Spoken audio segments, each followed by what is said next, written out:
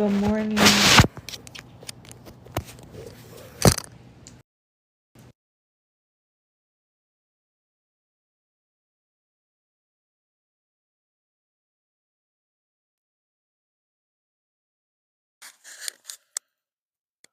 Good morning. Do me a favor, like the live, share the live, so everybody knows that we're here. Even though we're a few minutes late, I made a mistake on a photo and I had to fix it. Good morning. Okay, White Sox. You're gonna have to lay right here, buddy.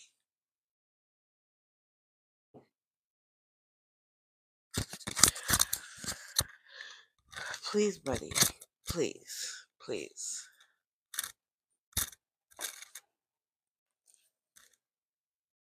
Good morning. Good morning.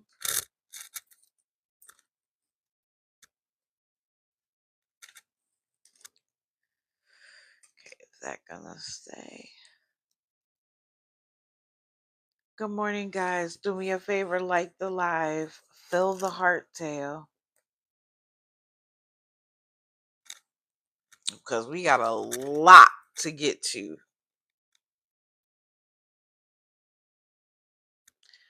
We have a ton to get to. So much has happened in the last 5 days or so. I'm trying to find her account.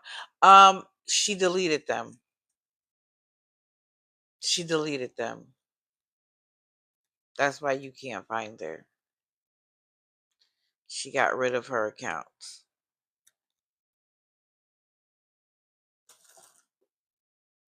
Oh, thank you for the heart, me. I appreciate it.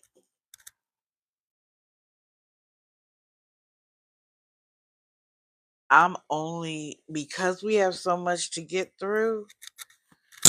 I'm gonna try to just wait till we get to 100 people and then blast off. And we get to 100 as I say that.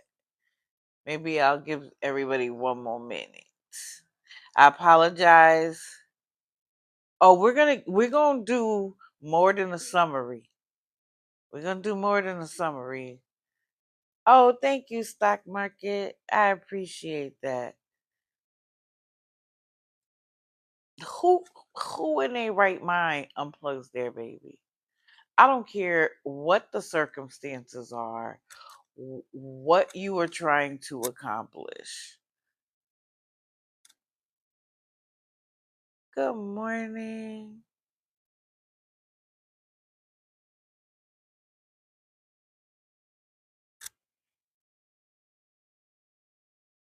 Okay, let's get started. So, if you wait, first of all, let me say this. Good morning, everyone. Welcome back. Welcome in. Aren't we all glad TikTok stayed after I spent hours trying to get ready for it to be gone? For it to come back in less than 24 hours pissed me off because it was clear you didn't need to do that. You did it to get everybody hyped up and all upset. And we crashed Favorited and Clapper and some of the other ones for a while because they were not anticipating the volume. I don't know why. I enjoyed the quiet. I wish it had stayed until Tuesday. I'm going to be honest.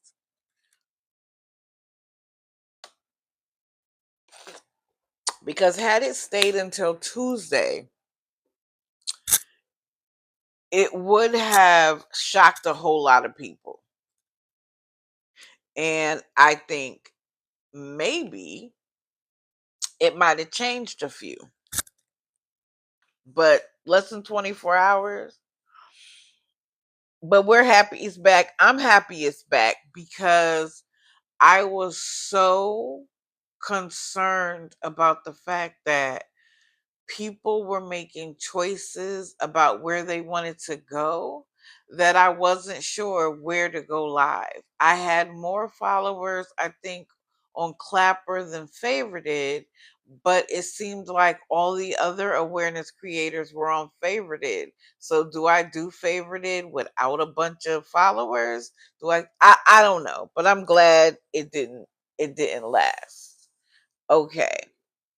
Now, let's talk about what happened at the end as we were nearing the end, because a lot of influencers, a lot of beggars, and in some cases, I feel like they are one and the same, crashed out, especially Saturday night when it became clear that they were going to go dark sometime on Saturday night. And what I found hilarious was, first of all, how many people, Adrielle in particular, acted like they were straight, they were rich and famous, it was no problem in her life. The way she crashed out when she realized TikTok was really going away, crying, having a fit, because she hasn't diversified herself at all, right? To me, she's a scammer. And you want to know why? Because her only source of income, in my opinion, revolves around her battling. That's where she gets most of her money. She does get money for doing videos and lives, but you could tell that she spends so much time battling that that's where she gets the most of her income from. What I also found interesting, which is also a scam, is how many big influencers in the mukbang scene, in the fitness scene, all over, came out and was like, well, now TikTok is going away. I'll tell you the truth. I lied. I spit out most of the food. I didn't eat it. I saw where one gentleman did a thing where he ate an entire pizza and then showed that he only ate like the bottom half of the pizza. But with creative cutting, it looked like he ate the whole thing. Why would you admit to lying? So someone tell me, what's the difference between the scammers we regularly cover and these influencers that have thousands of subscribers? They get a great deal of money on this app.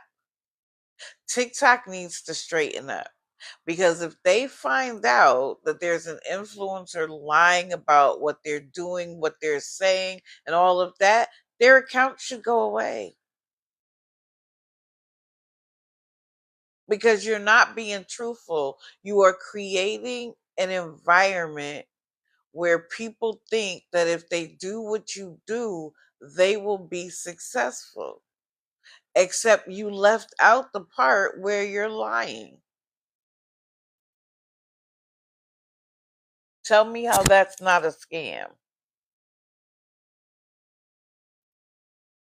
And then you had the scammers who were incredibly emboldened at the end of the year. Why? All of them were like, mods, you can take the day off. We're at the ends. Let the trolls hate. Let them say whatever. Why were they so bold all of a sudden? Because if you could do that on the last day, then you could do that every day. But what you thought was that the money train here is over. So you don't care about anybody being in there and telling the truth about you. How quickly it changed when TikTok came back. They went right back to muting and blocking anybody who said anything that revealed a truth about them that could prevent them from getting gifts and money. Go back to being bold. Go back to not caring about the trolls and what they have to say. Go back to arguing with the trolls because you don't care anymore. Go back to that. Thank you for the follow, guys. Y'all know when I go on a rant, I don't always see the messages. So forgive me if I don't acknowledge it. It's not that you're muted or filtered out. It's I don't I think the only thing I have filtered on this account is about shopping in a TikTok shop. But other than that, this is Allie Ray. I'm gonna start talking about her in 1 second. Cause can I get $1? You're funny. And then you had the over the top Kim, Miss Kim Peters. I am not sure if any of y'all saw it. I'm sure some of you have,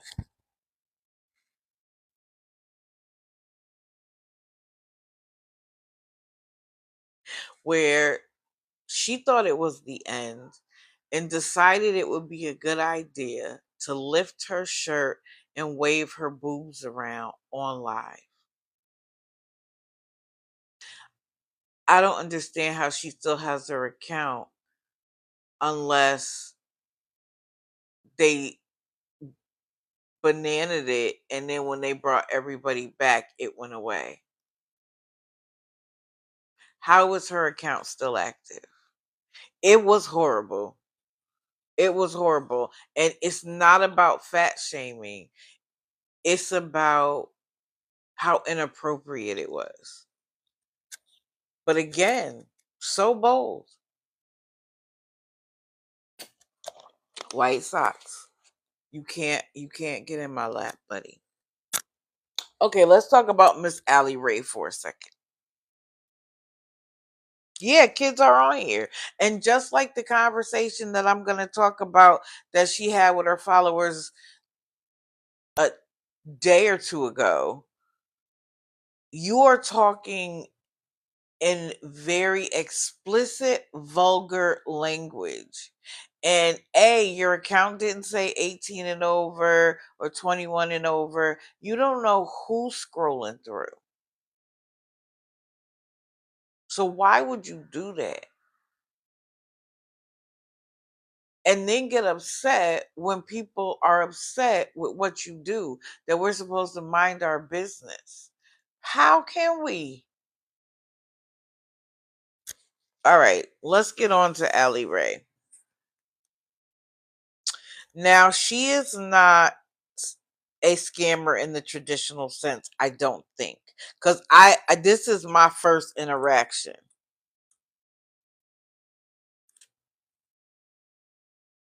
But what this stupid woman did, and she did it multiple times. Let's be clear, it wasn't a one-off. She was there with in the NICU with her brand new baby. Who, if a baby is in the NICU, there are issues. The baby can't come home. The baby is sick.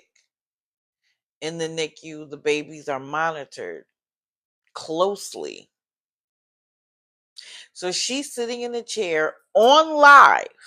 Okay, let's be clear. Good morning.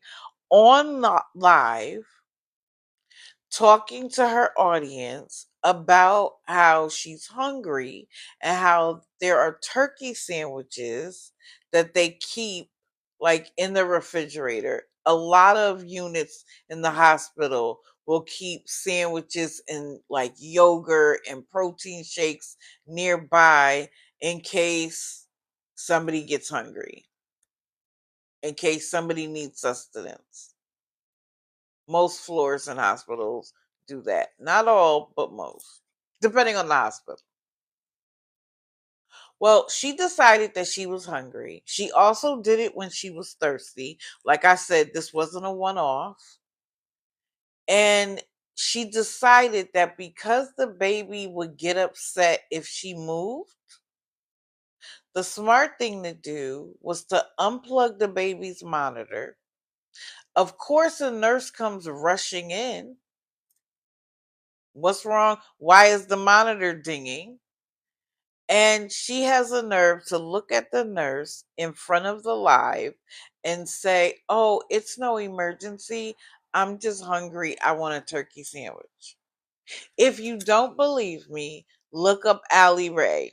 I think it's actually RAE, but I was rushing. Her videos are everywhere. One person in particular who called CPS in the hospital, I think his name is the welding. Anybody know the welding? Um, oh yeah, the sandwiches aren't bad, especially if you're hungry. But how there's a call button. But guess why she didn't want to wait on the call button? Because she would have to wait. Nurses on the NICU are busy. There are sick babies there. And there's always a baby that doesn't have somebody there to care for them. So the nurses have to. How dare you take them away from their work as if you're at a drive through?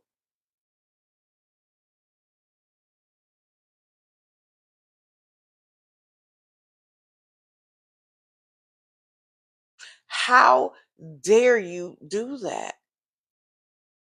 It does feel very much like Munchausen's. And for her to do that over a turkey sandwich on live with nurses that can report her, imagine what she would be like at home behind closed doors. That baby needs rescuing. Period. Point blank. If she's able to leave that hospital with that baby, I have questions. Serious questions.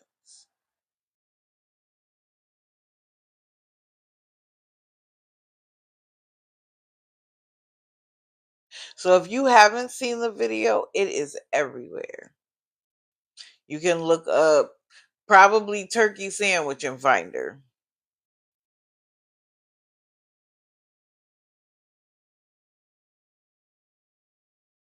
Her baby daddy's in prison. I'm not surprised.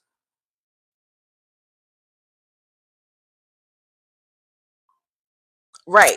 But let me just tell you where she got me. Everybody do me a favor and like the live after you take a break. It lets people know we're in here. And as we start talking about the scammers, it protects the live. I don't care about what the number is. I'm not like people be like, let's get to 20,000 likes and then I'll start talking. I don't care what the number is. I just want it to be consistent so people know that we're here and we can protect the live. I appreciate it. The prison guy is not the baby daddy. Oh, okay. Her baby daddy is 19, not in prison as her boyfriend. Granted, I know at 19 it's not statutory rape, but it should be. Anyway, this is what pissed me off even further though. And this is how why I have labeled her a scammer. After everything went down and there was obvious outrage about what she did, she then went on then did a video that said she didn't care what anybody thought, that all of the uproar is only going to bring her more followers and views and more money.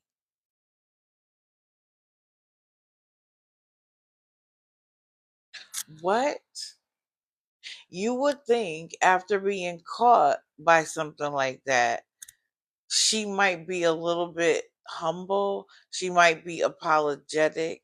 She might be, I'm so stressed out, the circumstances, and I made a mistake and I'm sorry. Absolutely not. She doubled down.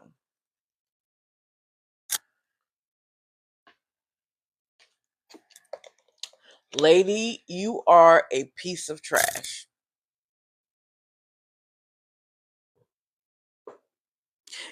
I actually think she's worse than Kiki. And we all know how I feel about her and her parenting. Yeah, I know. That's why I said it wasn't a one off. She kept doing it. And the nurses were annoyed. It's like they're your servant, your on call chef. What? So that you could sit there and do nothing? My thing is this: who's going to do that to you when you bring the baby home? Or are you going to leave the baby crying and unattended because it's time for mommy to have a turkey sandwich? But then she deleted her account. Why? Because you didn't get the the uptick that you anticipated. You didn't expect anybody to call the hospital and CPS on you. And if you think the nurses aren't keeping track of everything you do and say, you're crazy. She has as much entitlement as the scammers do.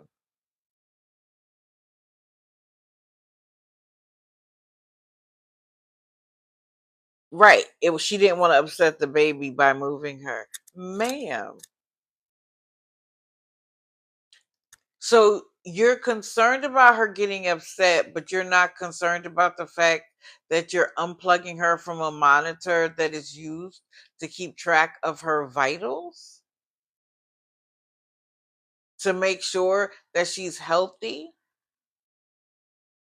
But then, how inconsiderate of the nurses. They hear the ding, somebody comes running. She's in a very precarious state if she's in the NICU. And what's crazy is that, the old adage, the boy that cried wolf. Imagine something with her baby actually goes wrong and they think it's just her unplugging it again and don't come. And then she'll want to sue the hospital for negligence. But you started it. You did it. You created the environment for them to think that, which is why they would probably never not go. Because they'll never know if it's her mother being an idiot or if there's something actually wrong with the baby. But look at the position you're putting your daughter in. I think it's a daughter. If she gets the baby, she should. I'm gonna stand 10 toes down that she shouldn't get the baby. She my niece and I have had several conversations about the fact that you have to get tested to get a driver's license. You have to test to go to college. You should have to take a serious class before you can have a baby. Not just a birthing class, but a class about how to parent. And not just when they first get home, but a few years in. What do they need developmentally at 1, 2, 3, 4, 5? And so, just to piggyback off of that, Bountiful Erica, Prayer for Erica, Mobile Lash Tech Erica, she needed a parenting class. She claims she's had so many. But, ma'am, if you knew what you were supposed to know, your daughter would be in a Head Start program, a pre kindergarten program, and you'd have a job, even if it was part time.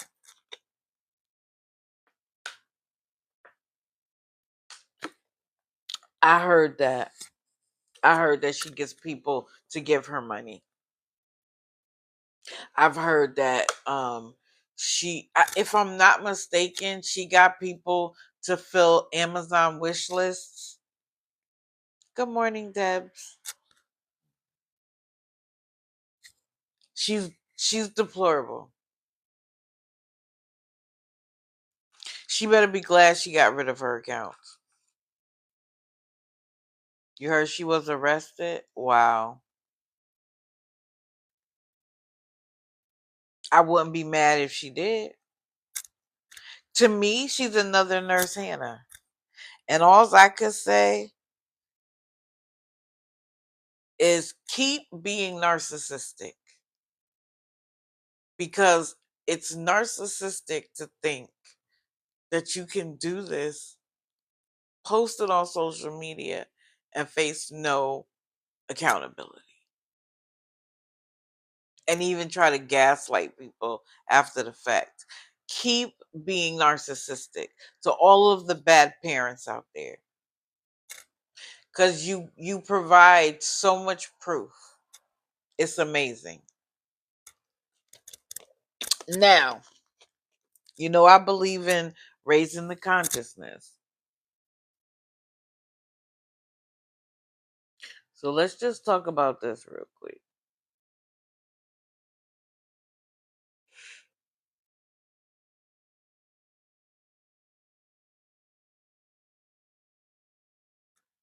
Okay. So this is the current understanding behind the community guidelines in begging. While directly begging for money on TikTok isn't technically illegal, it can violate the platform's community guidelines and could lead to account restrictions or bans if done excessively or in a manipulative manner. Hear me now. If it is done excessively or in a manipulative manner. TikTok allows users to receive donations through features like live gifts and donation stickers, but encourage responsible use and discourages blatant pleas for money. Community guidelines. TikTok has rules against content that is considered exploitative or deceptive, which could include overly aggressive requests for money. Users can report accounts that appear to be excessively begging for money.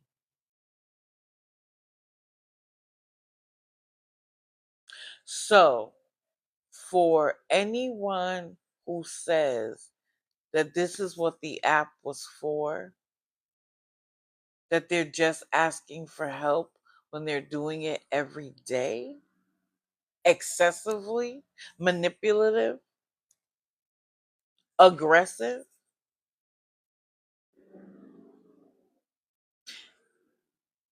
If you do nothing else in a live, report it. I don't care if it takes 5,000 reports before someone gets bananas. Report. What do I say? Awareness always wins. It just takes patience and consistency. Every time you are in a live with a scammer, not just if you see somebody asking for money and you don't know the backstory, but they give you clues here. Excessively, in a manipulative manner, exploitative, excessive. Those are the cues you use to determine if somebody is a scammer, and then you have every right to report it. And I want you to quote their guidelines. When Lisa goes on and says stuff like, for all the people who emailed me and text messaged me and said you were going to give, if you don't, I'm going to dox you, that is manipulative. When Kim uses her ill cats as a reason for needing money, when she fakes an eviction notice, manipulative. When Bree and Ty, mostly Ty, gets on here every single morning asking for the same 6809 for a hotel room, it is excessive. Again, I don't know if you have noticed, but especially I've noticed it with Windwalker.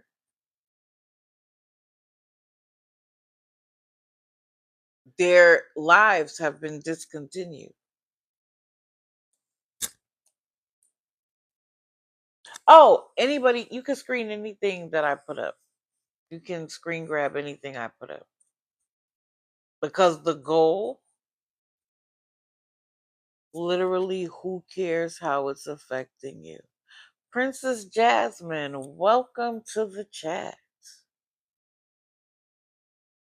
I care because while it may not be affecting me personally, there are people who are being taken advantage of by scammers. I don't care about someone who knows the truth, knows the backstory, understands that in a lot of cases they're lying, and if they still want to give them their money, be my guest. It's not taking any money out of my pocket. I don't care. But I care about the older people who think they're going to make a difference. I care about a person who is struggling herself but feels so bad for them that she'll give her last $20 thinking she's making a difference when they're going to be right back on the next day and the next day and the next day asking for everybody to pay their bills. I care because it is against TikTok community guidelines. I care because I am sick and tired of TikTok becoming a digital QVC and a digital panhandling site. That's not why TikTok was created. So I hope that answers your question, Princess. But you are always welcome here to stay and listen, and you might just learn something. So welcome in.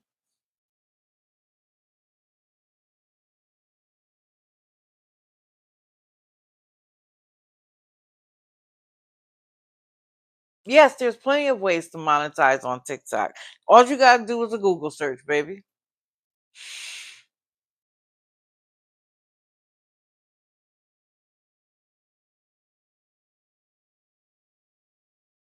So stick around, Princess. Please stick around.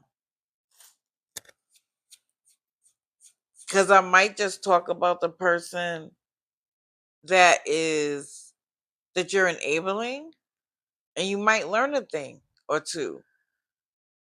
Okay. So I'm actually gonna start talking about people going back to prior um to the TikTok ban. Okay? Because I haven't been live since then. Let's see who we're going to start with today. Oh, we already know who we're starting with. I don't even know why we're playing games.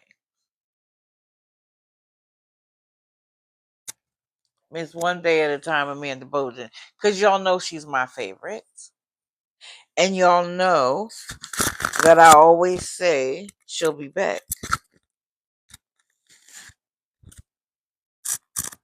Now,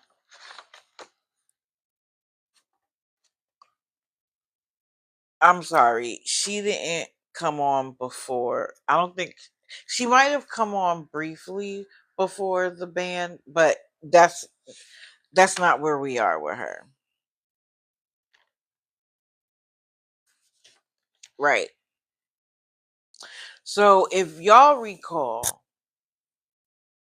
Amanda used to use the excuse that she needed cab fare every day. She was at the law office, at the courthouse, at her doctor's. Mind you, have you heard her mention her seeing her doctors in the last 6 months?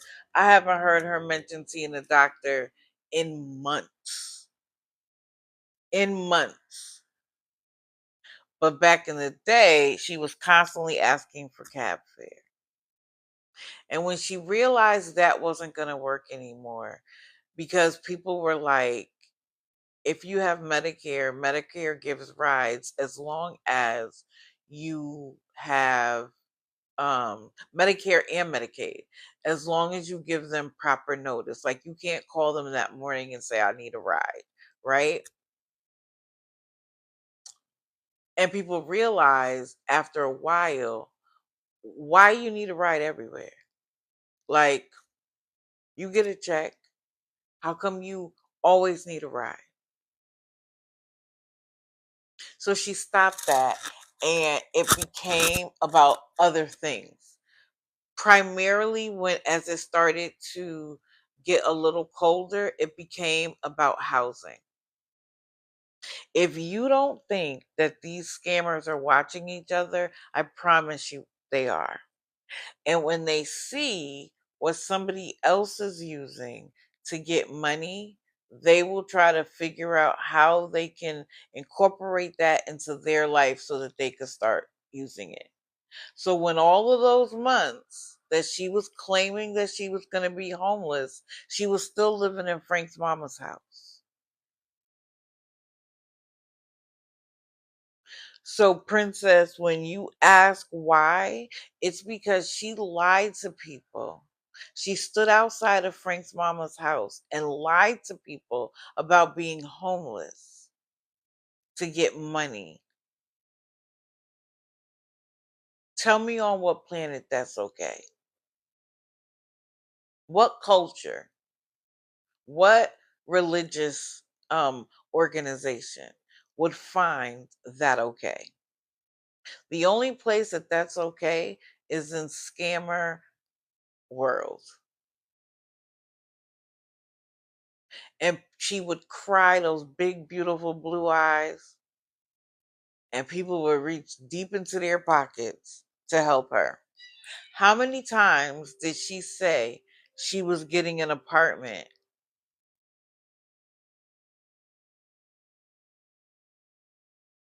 and needed money to get there, or needed money for the security deposit, or needed money for whatever? And they were all lies.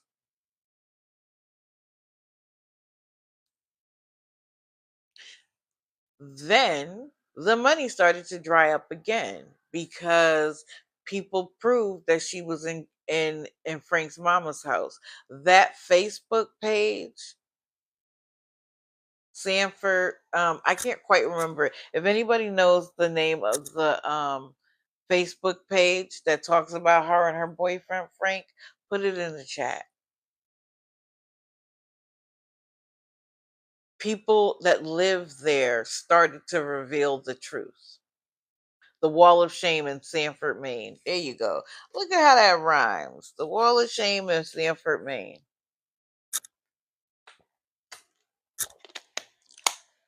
When family members started to come out and say, no, this is a rug habit issue,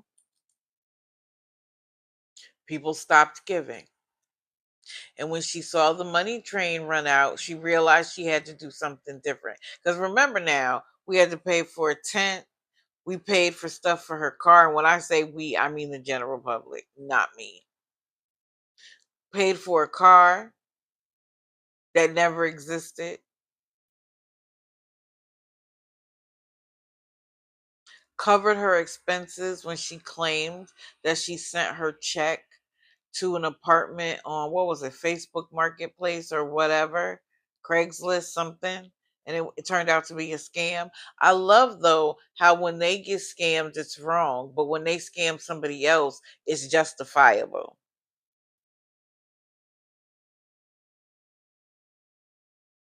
So suddenly she was in a situation that wasn't safe. Mind you, she had been staying there for weeks. All of a sudden, it wasn't safe. I think she pulled the domestic card again. And I think she pulled it for two reasons. A, because she has a pending case, or had a pending case around elder abuse of Frank's mama. And that's why she actually became homeless, because she couldn't be within so many feet of Frank's mama. in Frank Mama house. I think then she did become actually homeless. You could tell because of how stressed she was. And so I think she wanted a domestic case on top of it so she could say, look at what I'm going through. I think she also used it to get emergency housing. Oh, I'm going to talk about Windwalker. Don't worry. I'm going to talk about Windwalker. She is on the list for multiple reasons. Because when Amanda finally came back, she started to talk about her safe space, this safe house. What do you mean, Amanda? Now let's get to the current lie. So when the housing situation and the food and all of that failed to move people to give, she got into this house situation and she started the cab fare nonsense again. Now, I think the reason why she doesn't come on every day is because I don't think she is spending daily time with Frank. I think wherever she is, Frank isn't allowed, which is why I think it also has something to do with domestic. Or that's the excuse she used. So she's not taking care of his rug habit anymore because that's what she was doing. So I think that's why she doesn't have to come on every day. But she's still lying. Let's be clear about that. Because all of a sudden, she had a friend who kept promising her rides and then would leave her stranded because the friend had to go back to get her kids. Why would somebody drive from Rhode Island to Maine to give you a ride to CVS? It would have been cheaper in gas for the person to give you the cab fare than it was to drive from Rhode Island to Maine to give you a ride and then leave you stranded, knowing you would be stranded. And by the way, when she came up with the pharmacy story, I let her know that as long as it's not a narcotic, for $5 a month, CVS will deliver it. She told me not her CVS. Girl, that's not an individual. CVS isn't individually owned. But even if it is, that's an app thing. That's an app thing.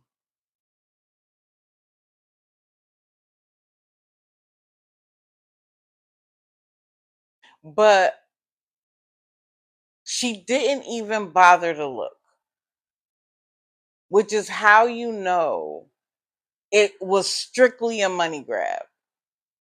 She didn't even bother to look to see if that would be available to her next time.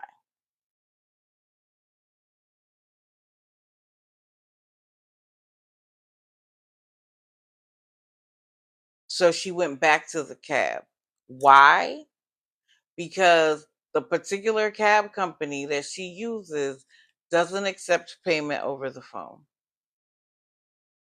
And because of that, she needs the cash.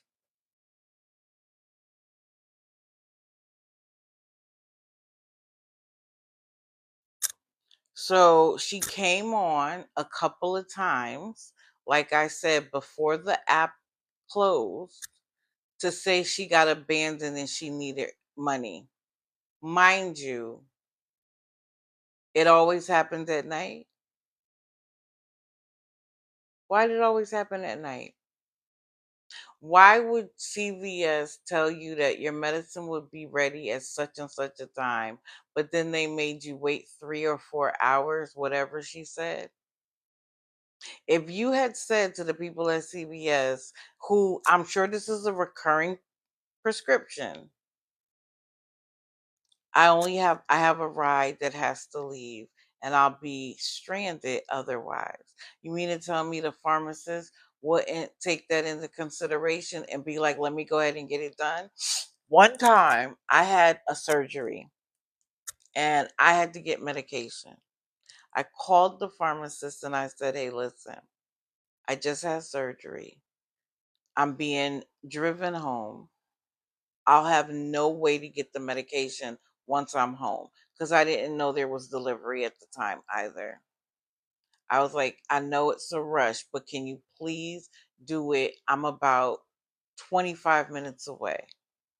When I got to the pharmacy, it was done. I just asked nicely. So, all of these crazy scenarios that she creates for needing cash for a cab, I don't buy it. Right. Go when your prescriptions are done. Again, you can see it on the app.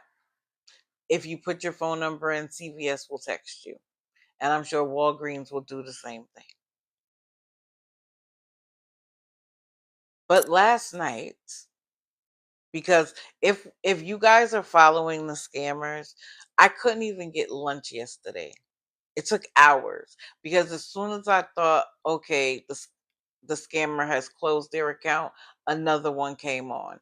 It was like they are on fire now that TikTok is back.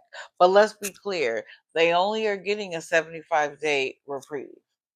So we might be right back where we are in 75 days. People were like, oh, we got a 90-day. It was not 90 days. Right. That's what I said. You pay $5 a month and you get same day delivery.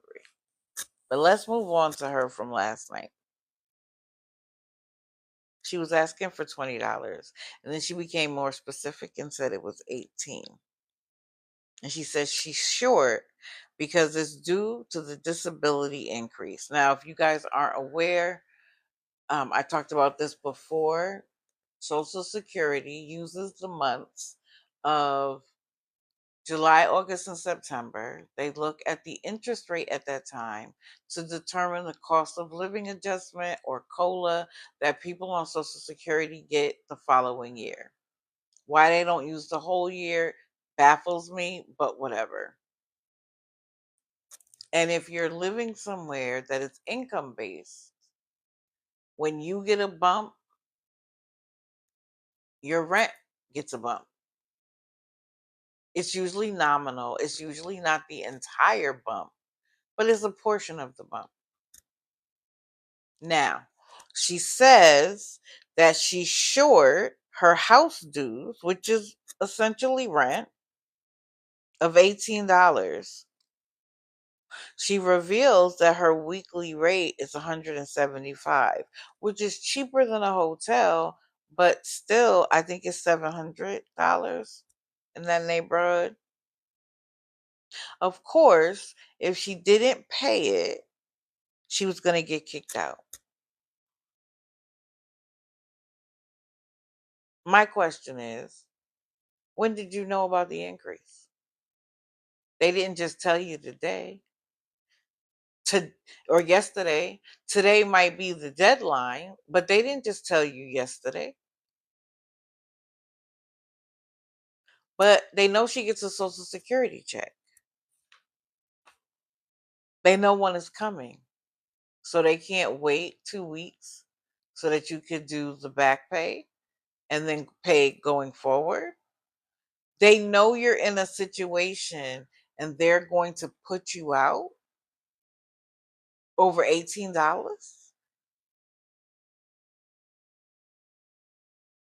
Now, let me tell you where the lie comes in. So she reveals that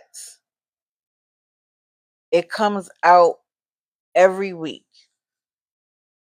Now, if anybody pays any attention as close as I do, which I doubt most people do, you'll remember that when she said she was going in this house, that they were in charge of her check. And that is why she was being successful because they were taking care of her bills and she didn't have access to it to waste it. It's also why she needed to ask for help for the cab fare because she didn't have control of her money. So if you don't have control of your money, where is the amount coming out of? And if they're in control of your money and they were going to give you an increase for January, why they didn't just take it? Because again, she thinks people are stupid. The money she got on December the 31st or January the 3rd, I'm not sure which day she gets it. Some people get it on the 1st, some people get it on the 3rd. But however it works, she's already gotten her January payment.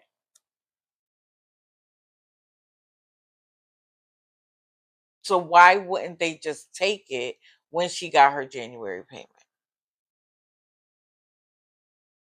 They do keep falling for it. And I think people keep falling for it because they're not listening for the truth. They're just listening to the need. So they don't have, what's the word I'm looking for? I'm not telling you that people need to take notes like I do, but they're not listening for where the lie happens. They just hear, oh, she's going to get kicked out and this place is helping her so much. So come on, guys, let's just help her.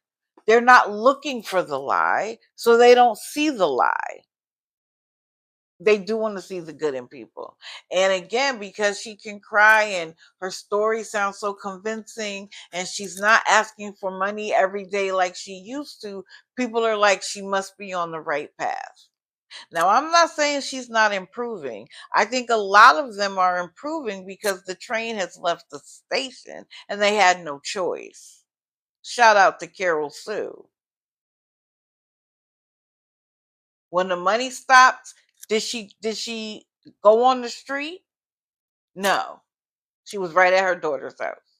And we're going to talk about her too because boy, I don't understand how she still has any friends, any followers after how she's carried on. True. And new people come in.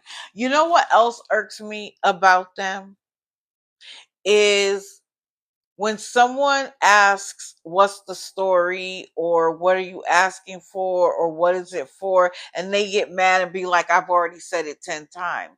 Do y'all not realize that people come into your life at different times?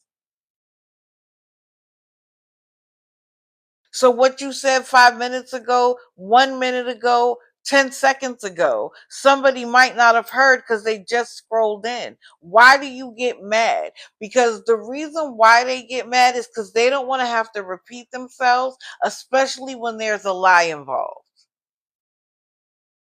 So they be like, if you're going to help, just help. Well, why would I help without understanding what's going on? And wait till y'all hear what Ty came up with.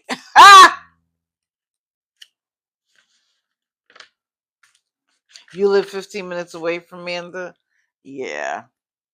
The people closest to her know. So if they're in charge of your check, how could you owe $18? And why are you pretending like you found this out yesterday morning?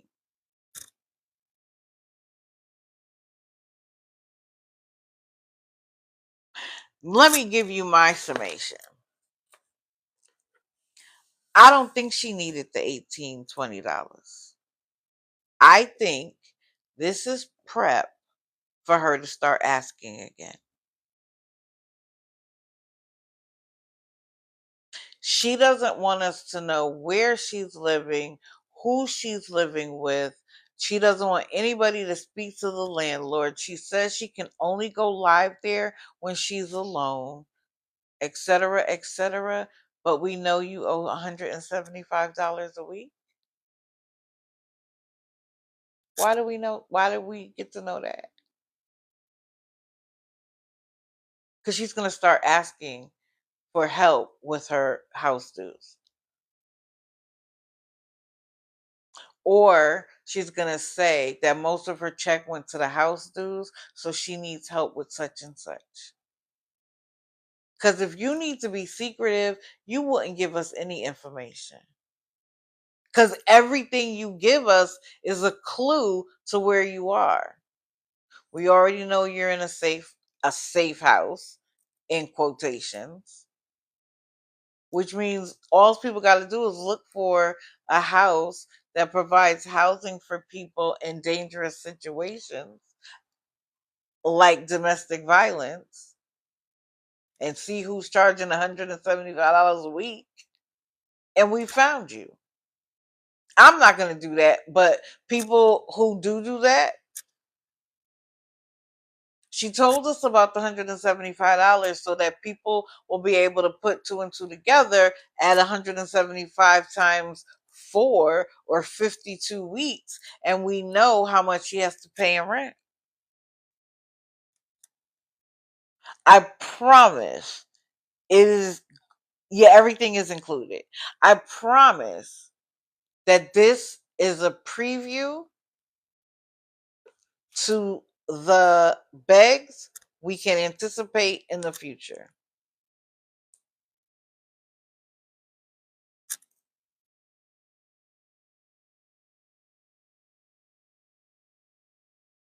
Who's Catherine? I don't know who Catherine is. Right. The math ain't mathing. The math ain't mathing. A, these were my questions. Where is it being taken from if they have control of it? When did you know about this increase? If they have control over your check and they know it's coming, why wouldn't they just take the 18? Because this is what she also said. I'll be straight for next week. Let's do this real quick.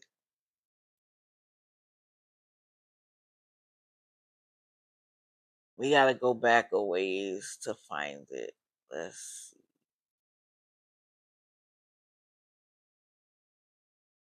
Remember this?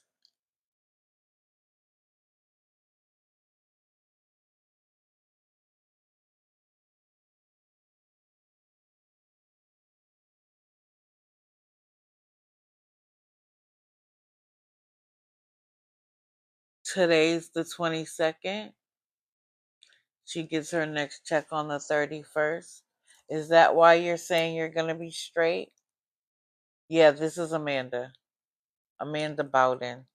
She uses the account one day at a time in various variations because she gets bananas sometimes. Her next check is coming either January 31st or February the 3rd.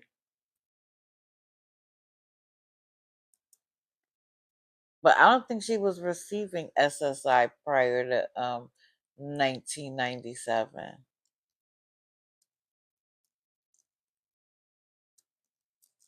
But I'm some people said that she said she gets it on the 3rd. Other people say she gets it on the 1st. And the reason why people who get it on the 1st get it on the 31st is because they will not deposit it on the weekend or a holiday. So you get it the day before. She didn't show up for court. Yeah, because she had more things to worry about than getting to court.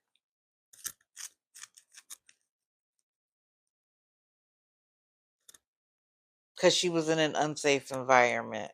So, and what did she need money for then? I forgot what she needed. Oh, wasn't it for Christmas gifts for her kids? And she didn't care about whether or not she went to court.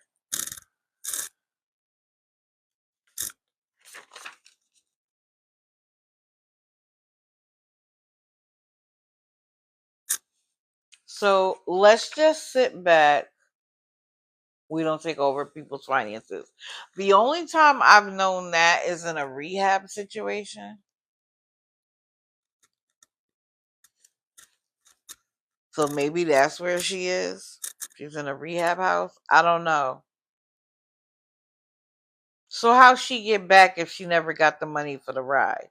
Because it was too far for her to walk. Like it was she could because she would look up the mileage. And that's how she knew how much it would be because it's based on the mileage. Let's just wait and see. But that is what I anticipate. That's going to be the new money grab. It is either going to be I need help with the house dues, or it's going to be the house dues are taking so much of my check. I need X, Y, and Z. I need toiletries. I need food. I need. She'll be stuck on somebody's porch, some stranger's porch. She'll be stuck in an alleyway. She'll be stuck in a business building charging her phone because of course it's about to die, so she needs the money right now. No, I don't think she's hiding from the court. I don't think she's hiding. Okay. Honestly, y'all, I don't know if we're gonna get to everybody. It's 7:30. Okay, maybe we will. All right. Let's see who's next. Oh, I know.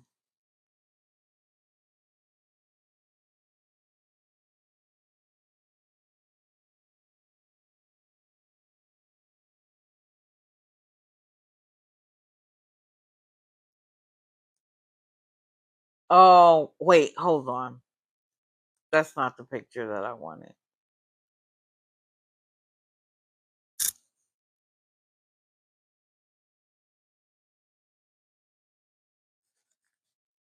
This way, if there's um writing, I mean, it doesn't interfere with everybody's chat, every the chat that's in here. Oh, no problem, Duck Duck. Yeah, Beth gets on my nerves. And after, by the way, if anybody was in Mexican Homies Live last night, when I tell you he is pulling people's car.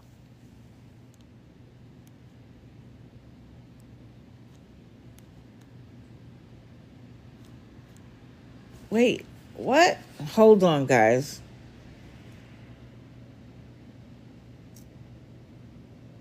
TikTok claimed that my live was inactive. So please, everybody, like the live right now. Do a couple of comments. Like the live until you feel the tail. I don't know how they could say that I'm inactive. They were going to end the live in 5 minutes because I was inactive.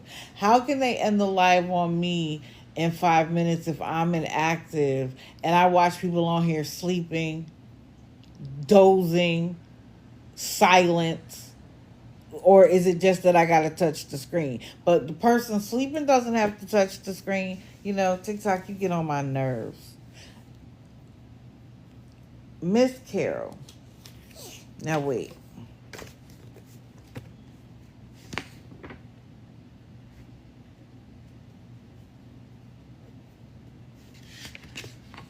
Miss Carol is incredibly proud of herself. Why, I'm not sure. Because she hasn't done anything in particular. The judge granted her disability claim. What did you do? You got people to send you $320 a week plus to stay in a hotel because you had all of those ladies who think that they're your friends believing that if they didn't keep you in that hotel, you would be homeless on the street. We had one of her mods and enablers in here, and she was like, I'm telling you, we've been with her for a long time. We know what's going to happen. She's going to be on the street, and we're friends with her, and we just can't see it. And they'll be like, she takes us to the front desk like it's a field trip, and we watch her pay it. Of course you do. You paid for it. But what happened when the train left the station? Was she on the street? No. She went to her daughter's house.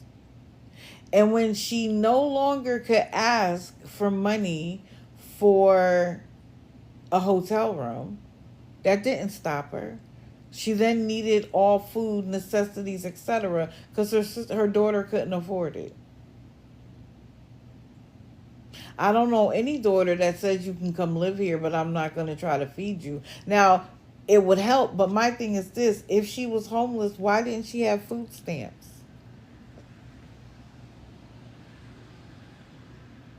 Why don't you have food stamps? And you know how I know she had food stamps? Because she never once said anything about needing help with anything medical, which means she had Medicaid. And if you qualify for Medicaid, you probably qualify for food stamps. So why you are just addicted to the bag? You are addicted to the cash because you're spending it on something. What I don't know. She has clearly lived a hard life because I thought she was like in her late 60s, 70s. She is not. She is not. But she wants to be on live talking about how proud of herself she is, how she was able to prove everybody wrong, that what she said actually happened, that she's come a long way. She's now moved into her apartment. Prior to the shutdown, what were they all concerned about? Was being able to cash out their gifts. And people were like, it's no point to sending gifts because how are you going to get them when TikTok gets shut down? And she was upset about that. But then she said, well, somebody send me a heart me so I could see what happens. And then she was like, I saw somebody else getting gifts. Ma'am, you straight. You got an apartment. You got your disability. You know every 3 months you're going to get some of your back pay. What are you worried about? You found an apartment that could fit within your means. I believe everything is included.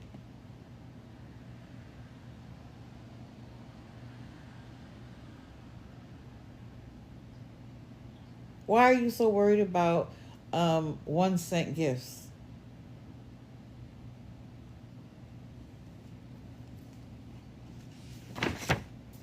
So the reason why it says lie after lie, and I can't remember who I did this screenshot grab from. I apologize, but I believe.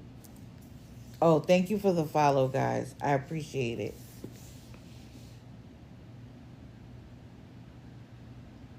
She went on a rage. Yeah, they do get addicted to the scam. They get addicted to the scam. They get addicted to the beg. And when you have an addictive personality, usually even when you get rid of, let's say, your rug addiction or your alcohol addiction, it can sometimes often turn into another addiction because you have an addictive personality. And getting on here and begging and receiving gifts and money, it's another dopamine hit. Every time you see a gift, it's a dopamine hit. Every time someone says something to your CA, your PP, your whatever, it's a dopamine hit. They get addicted to that, even when they don't need it anymore. It also gives them validation where they get none in the rest of their life. And they're in these parasocial relationships where they think they did you see how many people were crying about how they found their community on TikTok and they don't know what they're going to do? It's because they don't have community anywhere else. And I think that's a blessing of social media. But do I expect anybody who follows me, who comes in every day, to pay my bills? If I need that much support, I'm going to go get a therapist. I'm going to seek friendship and not just parasocial relationships. But anyway, back to Miss Carol. She was on a rage because she's, of course, showing off that she's managed to get into her own place. Everything is set up, everything is good. And some people who gave her money, lots of it, started to say, well, when are you going to pay me back? And she raged about it. I'm not giving anybody any money. If you helped me, you gave it to me to help me. You never said you wanted the money back. No, they might not have said they wanted the money back, but you promised that you were going to give the money back. You promised when you got your Social Security, you were going to pay people back. So people kept giving to you on your word. And now you don't want to do it?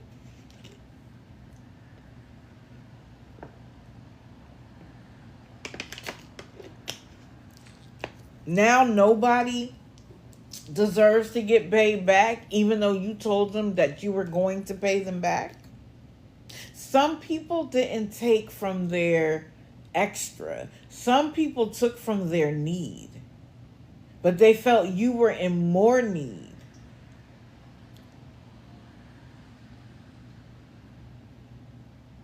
And now that you're up, you don't owe anybody anything? But you said you would. So, when of course it became clear to people that, or I shouldn't say clear to people, when it became clear to her that people had proof that she said she would pay them back, now she's going to pay them back in April when she gets her payment. Now she's going to do it.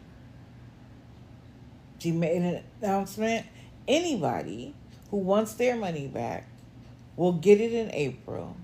Send her a message with proof that you sent her money, and she will give it back. Sounds like a plan, right? You said you would do it. You promised it. You're going to do it. But what did she say at the end? Never speak to me again. What you mean never speak to you again?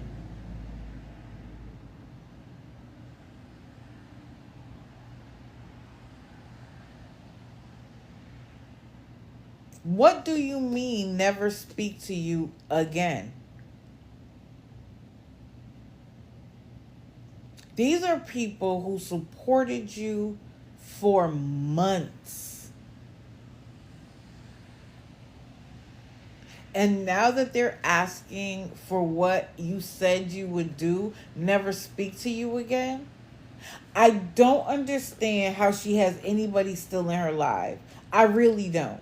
Because she is showing and proving to you what her character is. I say all the time, do you think that if roles were reversed, that this person would give you money? Has any of them given anything to the people in LA? In fact, some of them, Kim, didn't even want to hear about it. She was like, forget about California and what they need. Kim needs. Not a dime to help anybody else. Isn't it anything helps? Even $1 helps. So why haven't you set $1 to help the people in LA?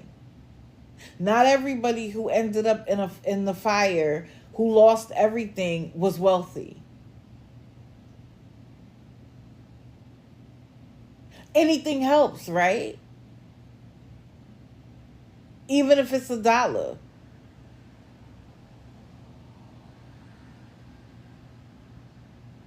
But you want to get mad because people want you to live up to your word? How can anybody be in her lives and listen to her and fill her gift goal? Which, why do you still need that? Why? She's like, I'm not asking for money. What is asking for their gift goal if that's not asking for money? Does it translate into shooting stars? Or does it translate into cash into your PayPal? Make it make sense.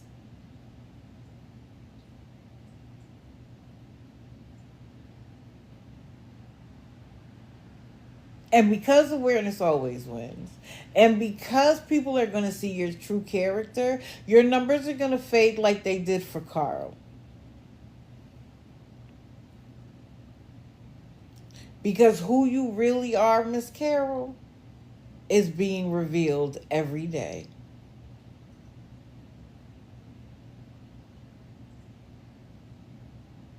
So keep up the good work, man. Keep up the good work. Because we're going to keep up our end of the bargain.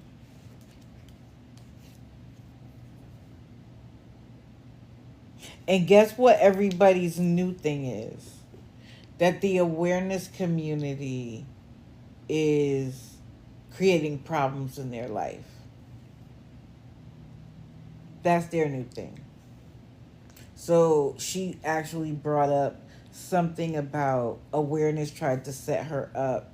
They had someone who was a friend of hers convince her to try to buy drugs through the mail. But that was awareness's fault. Ma'am, if somebody tried to get me to buy medication through the mail because of my character, I would be like, what are you talking about? Absolutely not. No. Friend or foe. That's illegal. I don't do illegal things. It's only a setup because you follow through. But I wasn't around then, so I don't know all the details. But everything can't be awareness's fault. Where is your accountability for your actions? For what you did? It's never, okay, I played a part in that. It was other people did things to me. Why? Because I need sympathy. Oh, that was someone who sent her stuff to them. No, they have no accountability. It's never their fault. You've been lying and scamming on TikTok, which has created an investigation based on all of the services that you've been giving because you say you have no income. That's awareness's fault? Or is that just the truth that you were hoping to be able to hide? That's not our fault. You had every opportunity to reveal to the Department of Social Services that you were getting gifts.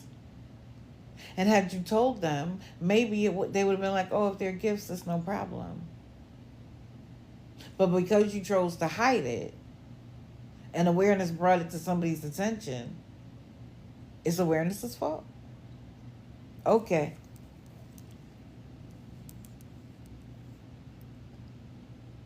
Oh, yeah. Carol, go have a seat. Take some accountability.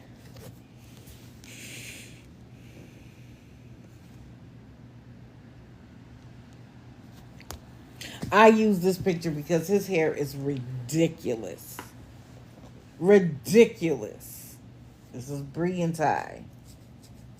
And then when I said something about his hair, the next day or a couple days later, I saw him with a bonnet on. So that bonnet isn't fixing a single thing. And it's ridiculous. The bonnet clearly looks like a woman's bonnet. You are so smart but you look so stupid.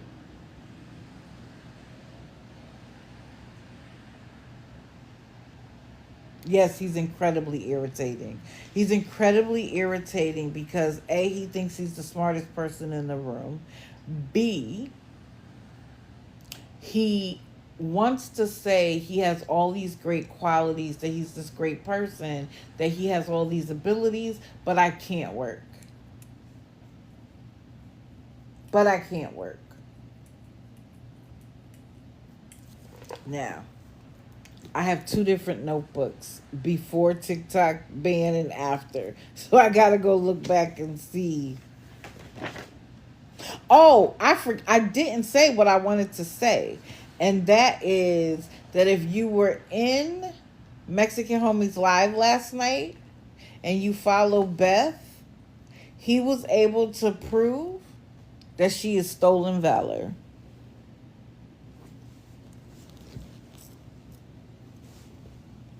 Just in case you missed it.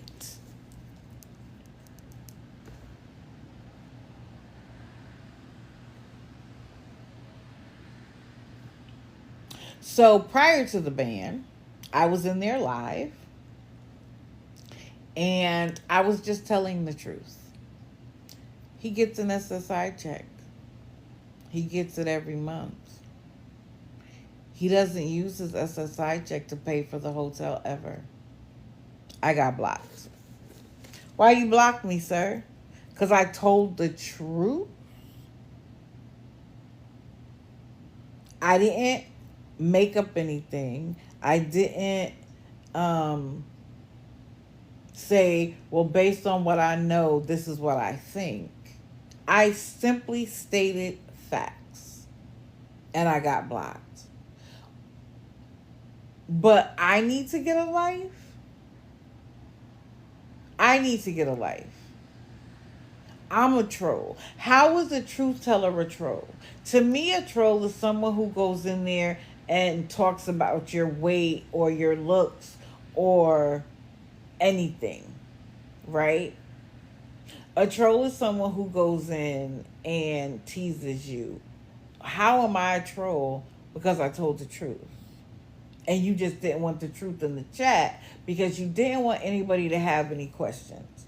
Now, yesterday, I was in there live and I saw somebody say, will somebody match my $10?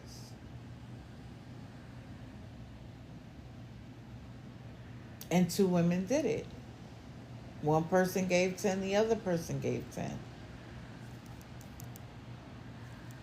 So I reached out to the both of them.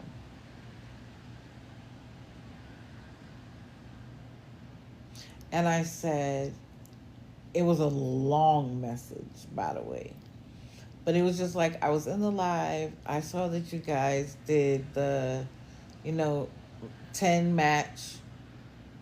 And I'm interested in inviting you to my live because I'd like to understand how you and I could hear the same thing and feel very differently about it. I said, I'm not knocking your decision. I'm just curious how you came to it when we hear the same thing.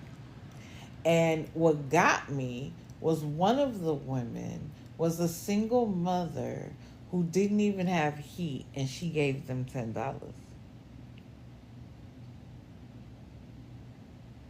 She was using heat from her stove, which is dangerous, to heat her home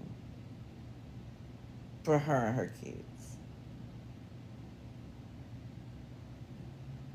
I tried to be very kind, very like understanding. Like, I'm not knocking you. I just want to understand what would motivate you to do that. I understand that there's empathy and kindness, but if you listen to them for any length of time, if you know any details about what they're doing, why would you give them money? I did a calculation because y'all know I like that. Their hotel room is 6809. every day, according to them. There's no difference between the weekend and the weekday. Some hotels charge less on weekends because they're trying to get people to stay. It's usually higher during the week because of business people. Now, I don't know what kind of hotel this is. They might not have business people coming and staying there. So it's 6809 every day. Do you realize that if people gave them that every single day, it reaches the neighborhood of $24,000 for 1 year to stay there?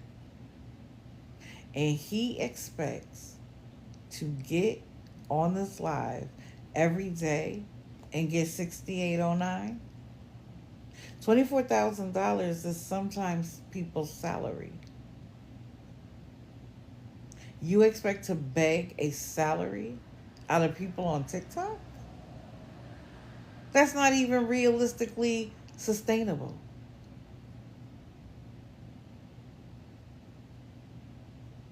So you're just going to get it while you can? While you have suckers that are willing to give it to you? And that is where my question lies.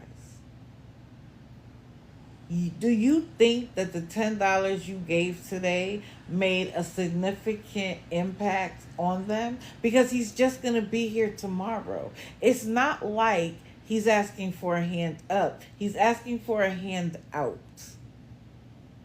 which means have no expectation of any changes in his behavior.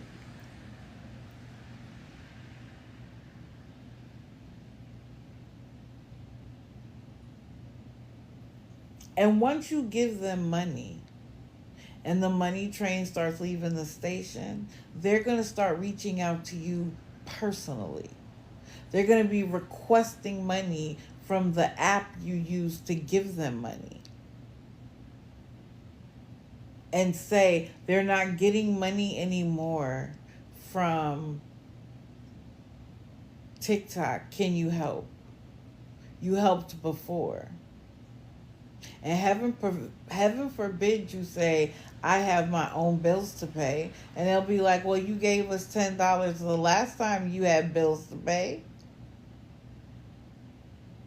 We don't want to be cold.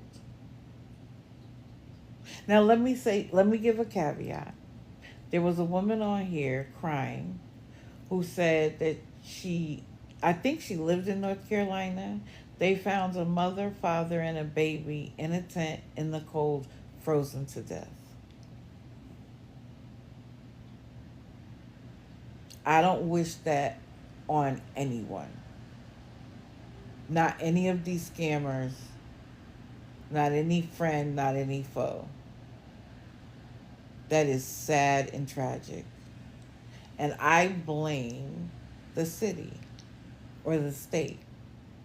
Because when you know it's that cold and you know you have homeless people, I don't care where the funding has to come from. People need to have a place to go.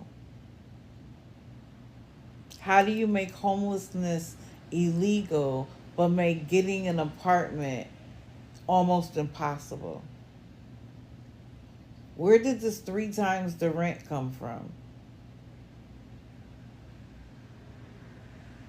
You know you have people who are unable to survive in society even when they work, sometimes 2 jobs. Why isn't there adequate housing? It's not like you don't know that there's a need for it. And I'm going to get a little political right now.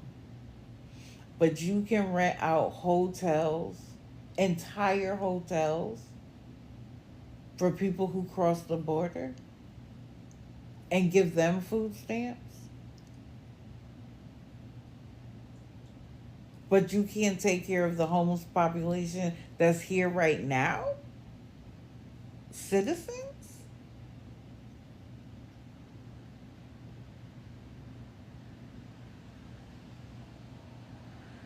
No, I don't do politics. I don't care who's in office. because it doesn't matter which side is in office. It's still not getting fixed. It's not like it was just under a Democrat president and it didn't get fixed, or it was under a Republican president and it didn't get fixed.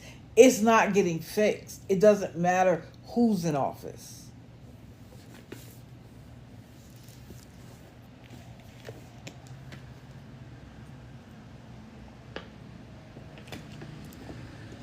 So I've invited them. One person didn't read their message. The other person did. And her only response to me, and I also offered that if you're not comfortable coming on the live, we could talk on the back end. Because I really am just curious. I really do want to know how we can listen to the same thing and you hear something different than I do. Or you make a different calculation about what they're saying than I do. Her response to me was like, what questions could you have to ask me? As if I haven't already formulated the questions.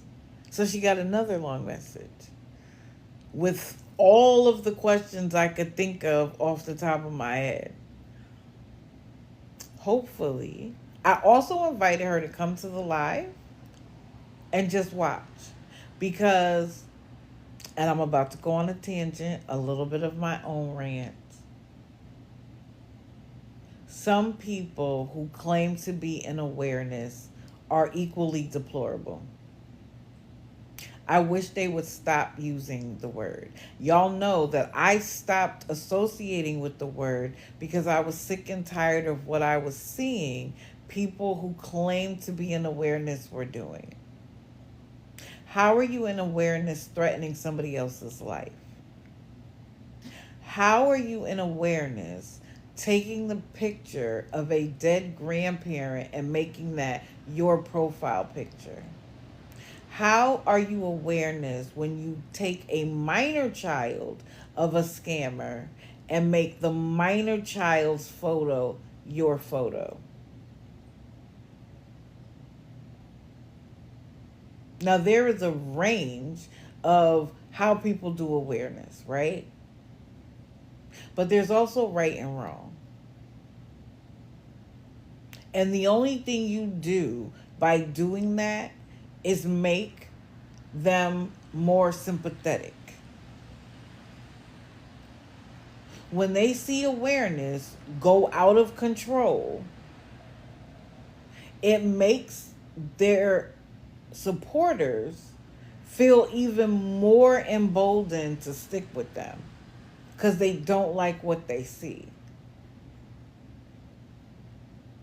So when I come along, or any of the other good awareness people come along and try to say, listen, I'm just trying to get clarity. I'm just trying to get understanding. I'm just trying to figure out where the facts, the truth, and the lies land. We all get bundled in the category. We're all equally deplorable because of the handful of people that have gone too far. So I beg you, if you want to represent awareness, do it right. Just do it right. Let's show them that we're not as bad as them. When our actions are as bad as them, what's the difference? What do we get to stand on? Good morning, Scam.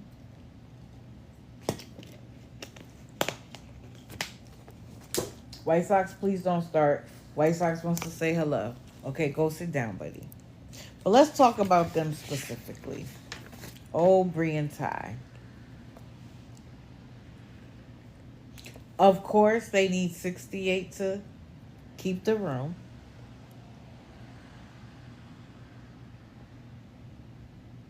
If anyone can help, he repeats that line over and over and over again.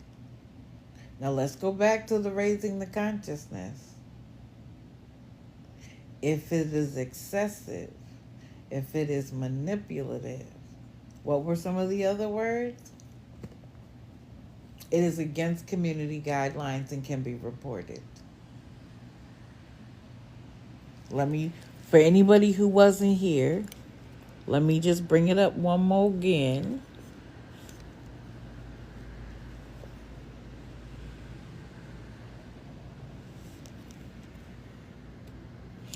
If it is done excessively or in a manipulative manner, if it is exploitative or deceptive,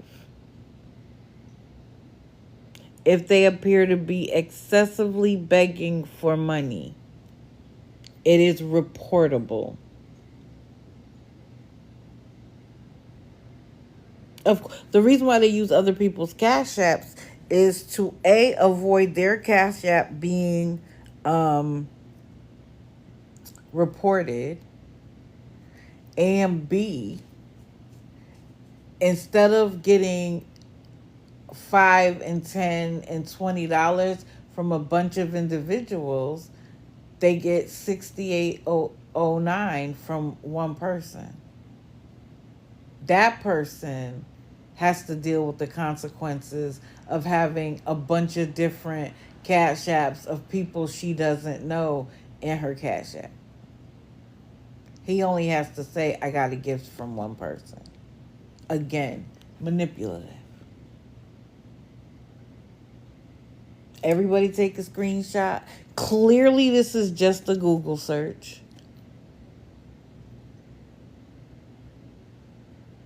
You can type it in.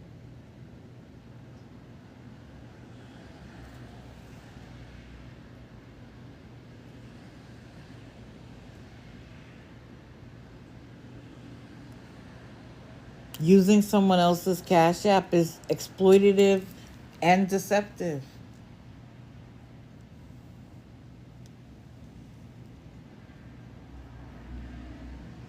Yeah, I know it's on the TikTok guidelines, but some people aren't interested in going through all the guidelines.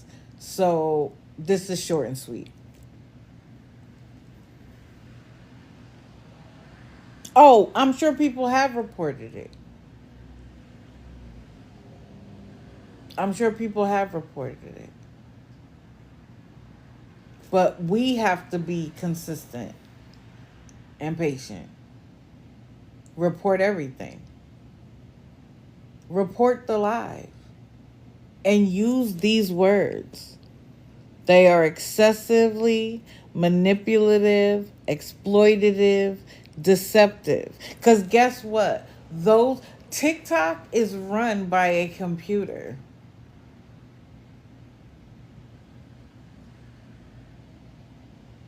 If you're using the right words, it will trigger the computer to pay attention.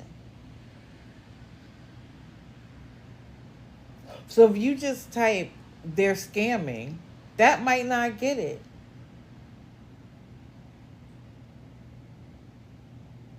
But if you use the words that they have in their community guidelines, it might just get picked up.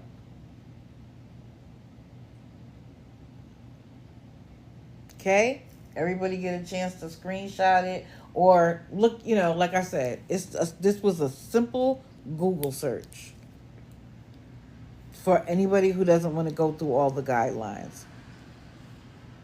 Yeah. Let's try using the words that they use. Okay. Let's get back to Ty and this weird hairstyle.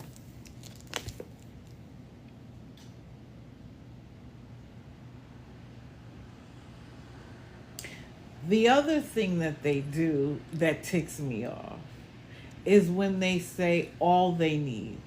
It's just. If it's just, come up with it yourself. If it's not a lot of money, go get a job so that you can earn it. How is it just? If someone gives $7, we just need four other people to give us 10, and we'll have it all.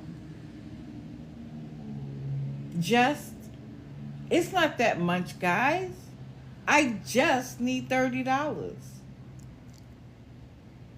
All we need is 6809. That's all we need.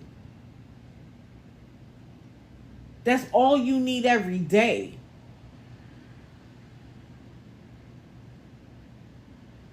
But they use these words to, like, enter the psyche of people. I don't want to be outside. It's minus 14 degrees. We don't want to freeze to death, to unaliving. We don't want to freeze.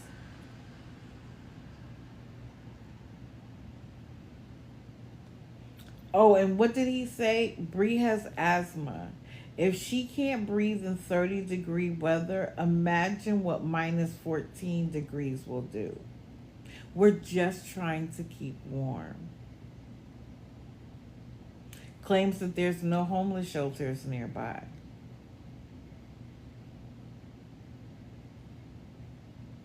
Even small towns have homeless shelters. Like, and then someone sent a penny.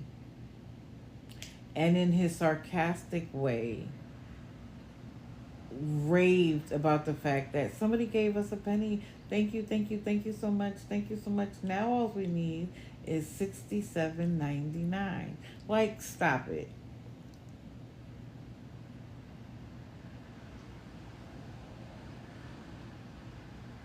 And then he said, "You are just confirming to God that we won't sleep outside."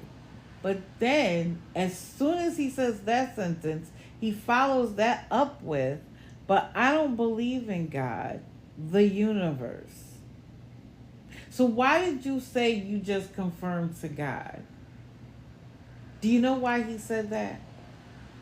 Because he knows that within his chat, within his supporters, there are God believers. So when he throws that out there, it's not that he believes it.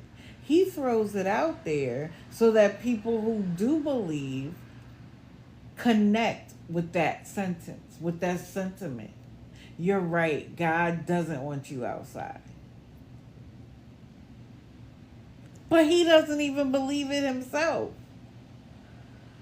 Again, manipulative. Manipulative. He is pulling on the heartstrings of believers. But I've already showed you the Bible verse. Anybody who doesn't work doesn't eat. That's a Bible verse. A man is supposed to take care of his family, whether that be financial, emotional, physical, spiritual. What does he provide Bree? He wasn't even considerate enough to walk her to and from the bus stop when it was dark and cold and anything could have happened to her. He would rather be on live begging for the $68. But you want me to have empathy for him?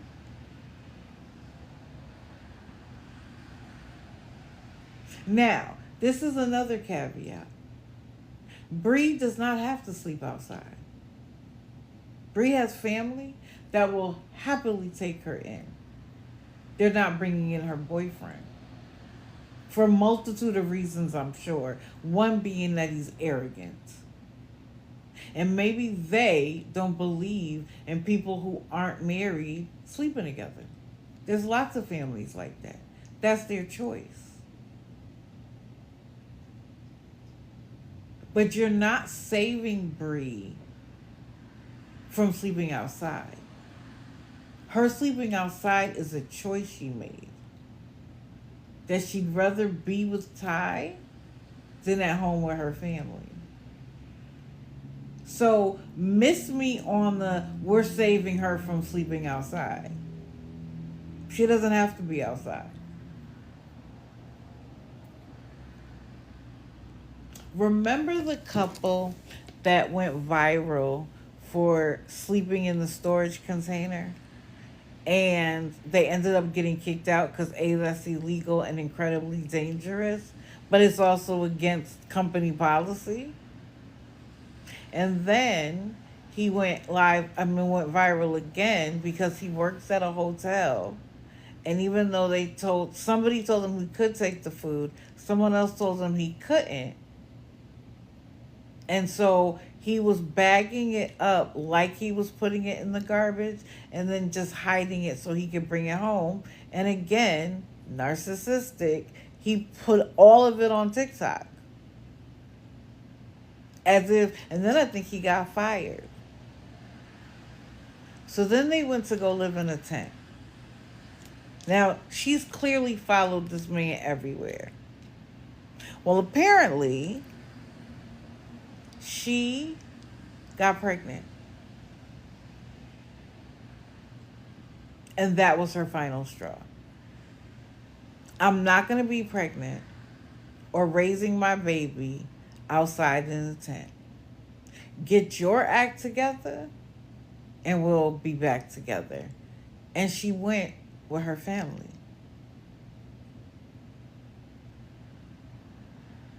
It's not that she didn't love him anymore. It's not that she wanted to break up with him.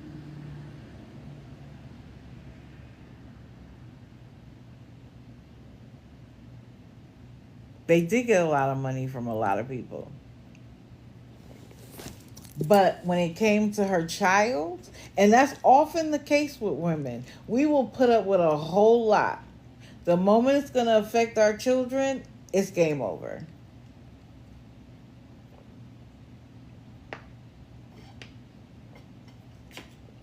So why, if they have somewhere to go, it may not be together, but they have some place to go. They have a home that is warm. Why do you feel obligated to fund them staying together? Because this is my thing. It's just like Kiki and Prayerful Erica, who want to be stay-at-home mothers. You get that privilege when you have the ability to do so. If you don't have the financial means, whether it's through state assistance or a husband or boyfriend with a job, you don't get to claim that label and say you're homeschooling your kids. But you need to get on here to beg to be in a hotel room and gas in the car. And every bite of food that you get. I'm going to talk about Erica, but just to summarize, that little girl needs to be in school and Erica needs to get a job. Back to Bree and Ty. So if they have somewhere to go, why is it the chat's responsibility to keep them together? If you can't afford to stay together, you get your act together, I get my act together. When we have it, we come back together. When we get the apartment, we come back together. But this is what's clutch. We already know he gets Social Security. At least $900 a month. I believe they both receive Medicaid.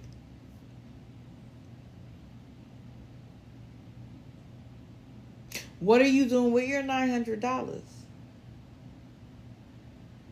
I believe he said he's saving it for the apartment. How dare you?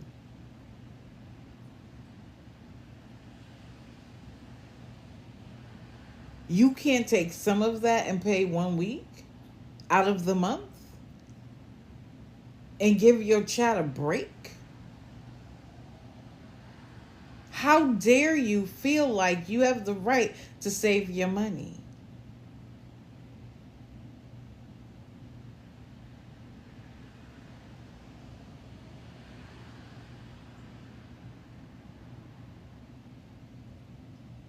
Somebody explain to me how that's okay.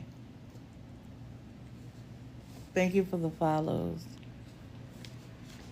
But he has a PlayStation or an Xbox or something that he plays. When you have to ask people for $68 a day, everything should be pawned or sold. Facebook Marketplace.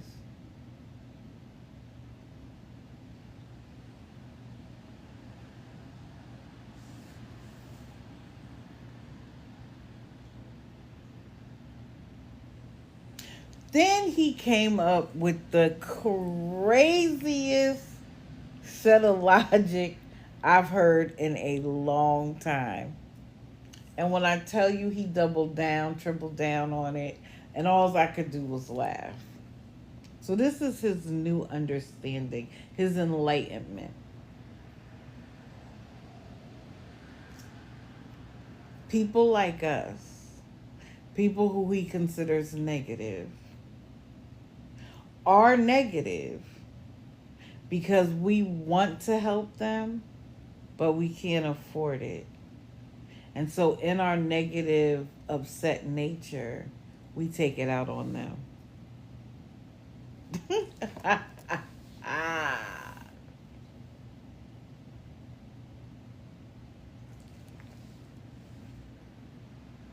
The trolls want to help. We don't down them because they're in a bad situation. We down them because we can't do anything to help ourselves. Forget about being able to help strangers on the internet. Is that why any of you don't give them money? Because we're upset that we can't?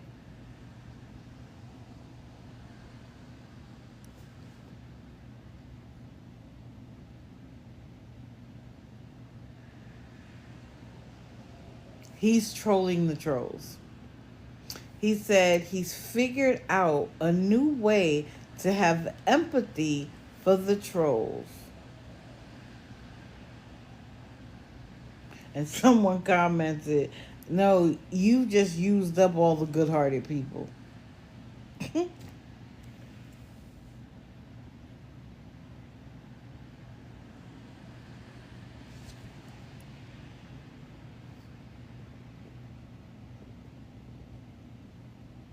And then someone told them that they're not going to be able to beg after February the 1st. I have not found anything to confirm that.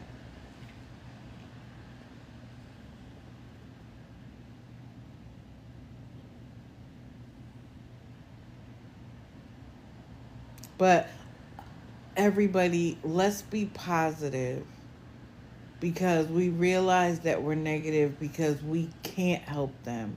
We can't afford to help them. We can't even help ourselves. So, guys, please be positive. Get out of here.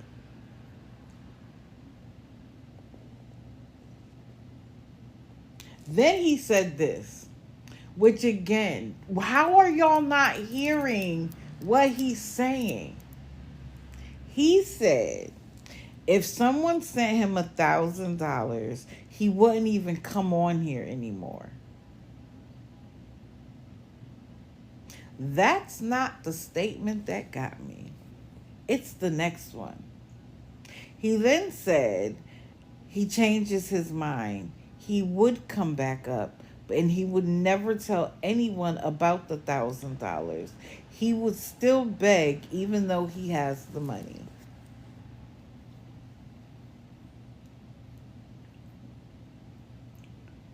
So for all you supporters, no, he could have $10,000 in the bank. He wouldn't tell you.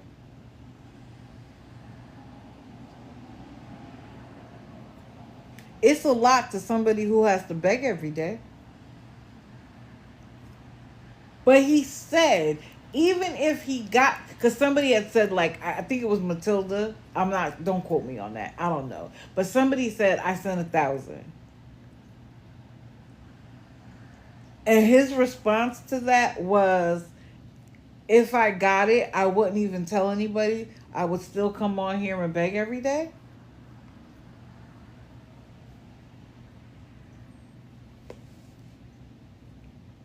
I think he likes to have his social security check to buy the things they want. A lot of games on Xbox and PlayStation require that you spend money to advance.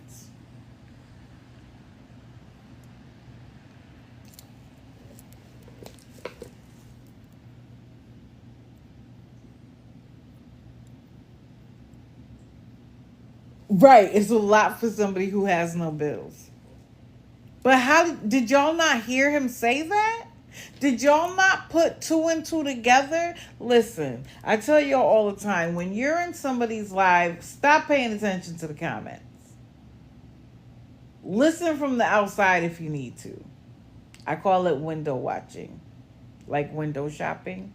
Window watch. Search for their name, click live, and if they are live, their live will pop up. Now you can't see the comments, you can't see how many people are in there, but it will allow you to just listen to what they say. And it prevents you from commenting, because that's another thing people do. They're so busy commenting, they're not paying attention. Pay attention to what they say. Because then, when you do send a note to somebody that's like, hey, listen, you're being scammed, you can use examples. Like, did you just hear what he said? That if he got $1,000, he would still beg? So, how do we know they're not sitting on 10 grand?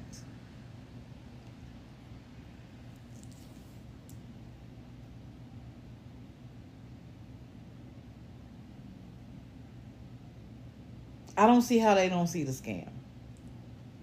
But then someone suggested to him that, so remember I told you about the $10 match between two people and how one of them was struggling as a single mother but felt like they needed it more? Someone suggested to him that if he got the money, he should give it back to her because she was struggling. That was met with an immediate no. He said, we're all struggling, just in a different way.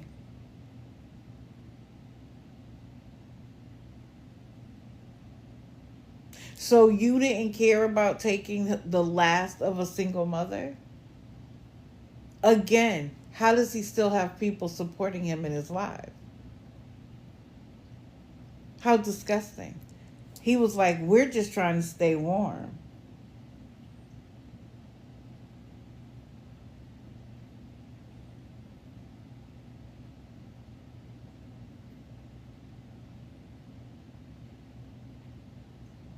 That's when he goes into the, if you somebody does the 7.99 and four other people give 10, that's all we need. It's not that much, it's not that hard.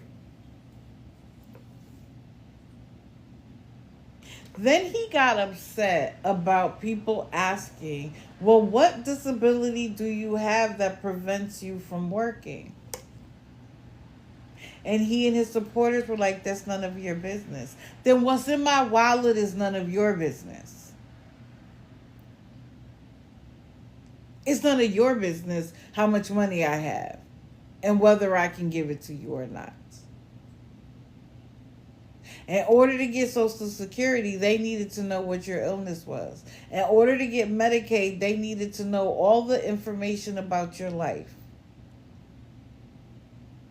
But you feel like you can ask strangers for money on the internet, but they nobody deserves to know the details? And I want to just say this. Where are the rich people on this app giving to these scammers and beggars? where are the big $1 million influencers giving to the scammers on TikTok? It's never them. It's always the regular people, the people who are also living paycheck to paycheck, the retirees that are seeing inflation rise higher than their Social Security checks. Why aren't the rich doing it? Because they realized it would be throwing bad money after bad money. It wouldn't get anybody anywhere. They actually have the money to change a life, and they're not doing it. Why? Because they realize that, guess what? I could lead a horse to water, I can't make him drink. For Ty and Amanda to say that they can't work because they have a disability, when we all know that on disability you can actually work, you just have a cap on how much you can make, or you start to lose your Social Security benefits dollar for dollar. There is nothing in Social Security guidelines that says that you can't work. So if you're saying you can't work, why can't you? And if you don't have the common sense to think that that isn't an answer that your supporters need, then you don't deserve any. Now, I'm not saying that we need to know your entire medical record. But the way you talk, the way you act, the skills that you say that you have, make the fact that you can't bag groceries at a grocery store, flip burgers at McDonald's, take cash at a gas station while you sit behind the counter, then we have the right to know. You want $24,000 gifted to you over the course of a year, but nobody gets to know? You don't even have to be specific. If it's a mental health issue, say it's a mental health issue. We don't get to know which one. Now, of course, he has fans and sycophants in here listening. So just be in anticipation.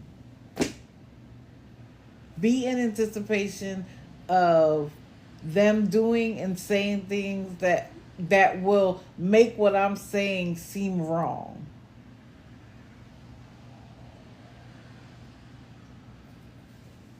And I hope that the two women who I invited had an opportunity to be here.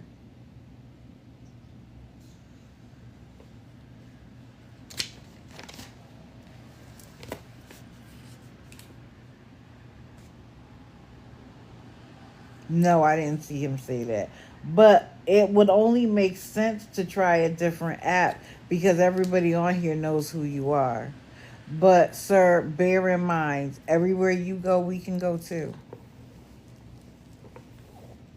Oh, thank you, Beth. I try to be insightful.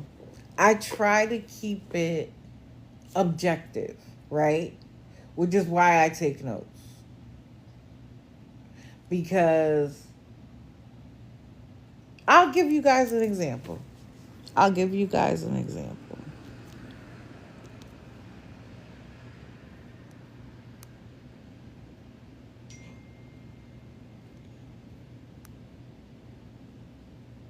Where is his photo?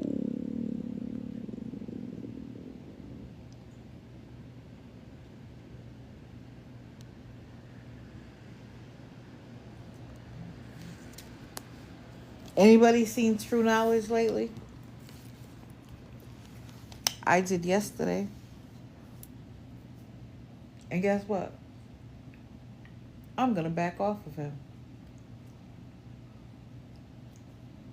He now has a job, a car.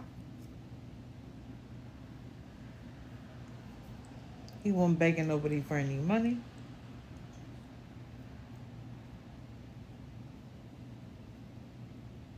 Oh, thank you, Imprinted. Yeah, I try not to look. Um, I don't just take what other people have said and regurgitate it, because I could just say, everybody go watch the live that I'm watching. What's my point?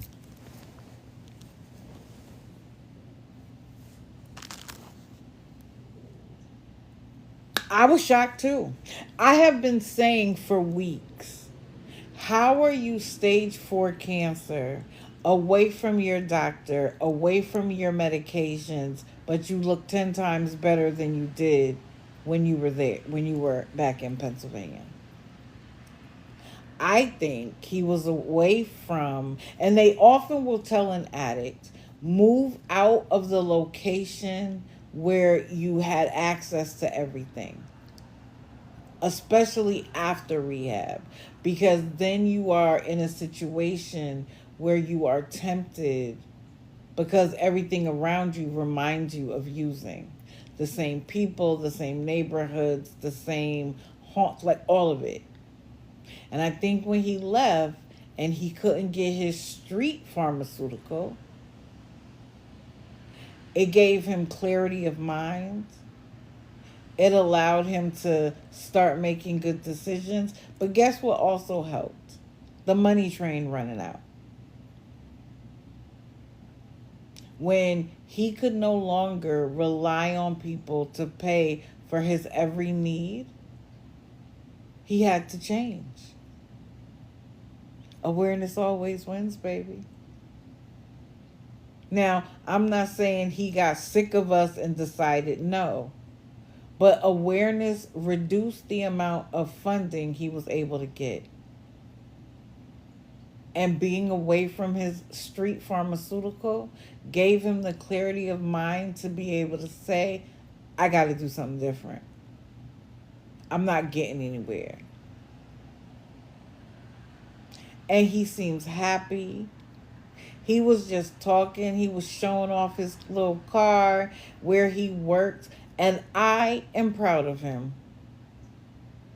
I am proud of him. If you hear any awareness creator mad about his success, then they're not in awareness for the right reasons, in my opinion. He has done a 180.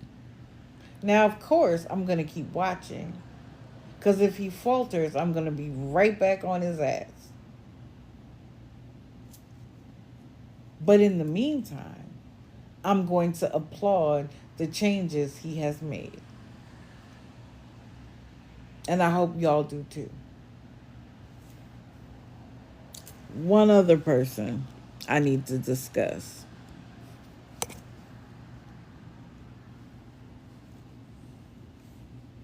while we're on this subject.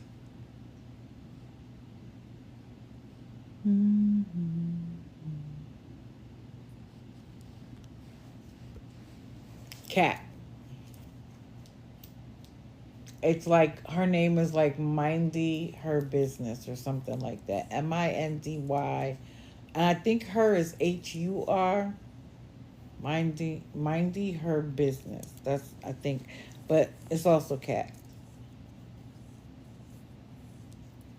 So I jumped into a live, I want to say before the TikTok ban. And I was very late to the party. Like, the discussion and the question asking had already been done. But Kat was in the box.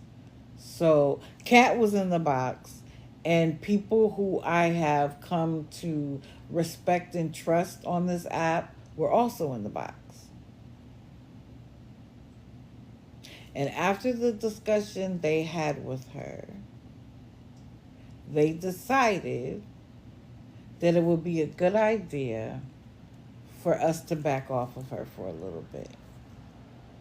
Based on the answers she gave, they felt like she was actually trying, that she was using the money for what she was asking for, and that she was going to seek help.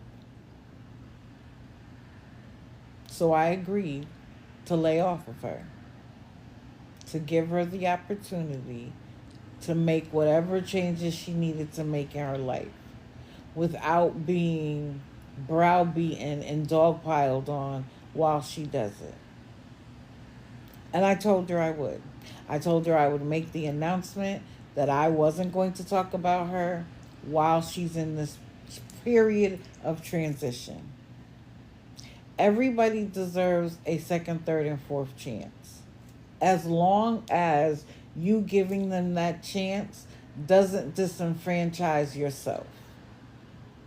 So I'm not saying if you have a spouse that's an alcoholic or a rug user and is beating your tail, he deserves 2, 3, 4, 5 chances. No, that's not what I'm saying. What I'm saying is that when a person is going to try and in their trying it won't impact you, why not give them the opportunity to try? That's the whole point of this, right? So I'm going to back off. I'm going to be watching. Because if we backslide, I'm going to be right back on that ass. But like I said, I trusted the people who were in the live. And so I'm going to rock with it for a minute. Not going to talk about her.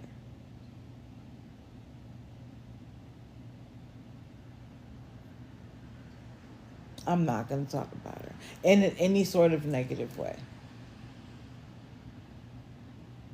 I don't feel like there's any awareness to bring while she's in this period of transition. But what I will say is that awareness always wins. When the money train runs out, when the enabling stops, they have a choice to make: to go further in the gutter or get assistance to get out of their circumstances. And if you're trying to get out of them circumstances, if you're trying to stop scamming, I support you 110%. And I hope y'all follow me on that. Am I some kind of vigilante? Mooney, do you know the definition of vigilante? Type the definition of vigilante in the chat and I'll tell you if I'm a vigilante. Y'all don't say nothing to Mooney. Let him type the definition of a vigilante in the box. And then I'll get back to you, Mooney.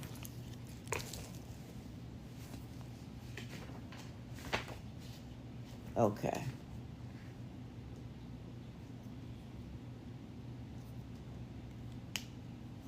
Oh, yep. Talked about him too. Lord, there were so many. When I tell you, I talked about Allie Ray already. She was the first person I talked about. What time is it even? Somebody tell me what time it is. Cause I told y'all last week this is me and Honey's weekend. Like, this is our Saturday. Oh, Lord have mercy. It's almost 9. Okay. I don't know if I'm gonna get through everybody today, but we'll be back Friday. Honey will be at work on Friday, so there won't be no reason for me not to come on unless I don't feel good. By the way, baby is doing great. She turned 1 Sunday. I'll show y'all a picture.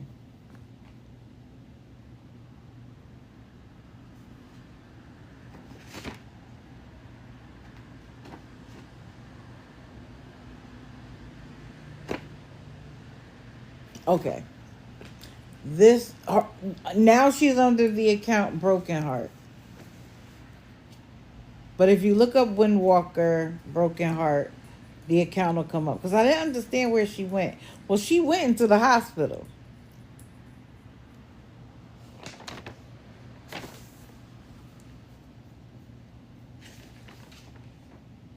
Her illnesses grew with every question. She started off with something is wrong with my heart. And you could tell she's retaining water. Look at her face. Yeah, they block everybody. They don't want any truth telling. Wait, did he put the definition of vigilante in here? Just giving him a shot.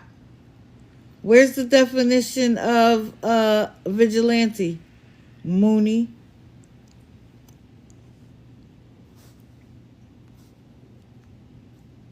Yeah, that's what I thought. Coming here and throwing around big words that you don't even know the definition to. Look up the definition of words before you try to come at me, okay? All right. So she's been in the hospital. She had been in the hospital as of yesterday a week. So she started off with something is wrong with my heart. And I believed it because as soon as I saw her face, I'm like, why is she retaining so much water? Like, she blew up. That could also be alcoholism, but who am I? I don't know shit. I'm not a doctor. Anyway, then it was she had pneumonia.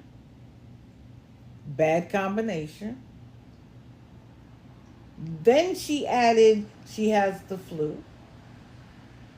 Even worse. Glad she doesn't also have COVID and RSV. You can literally have all four at once. And then she said she had an infection in her heart. Ma'am, were you just giving it out at a little bit at a time?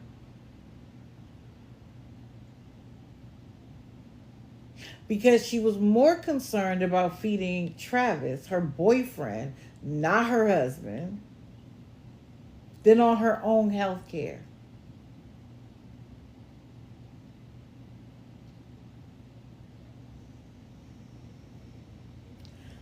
I am pissed off with Travis. When you were in the hospital, when you couldn't move, she was begging for you every day. She was taking care of you.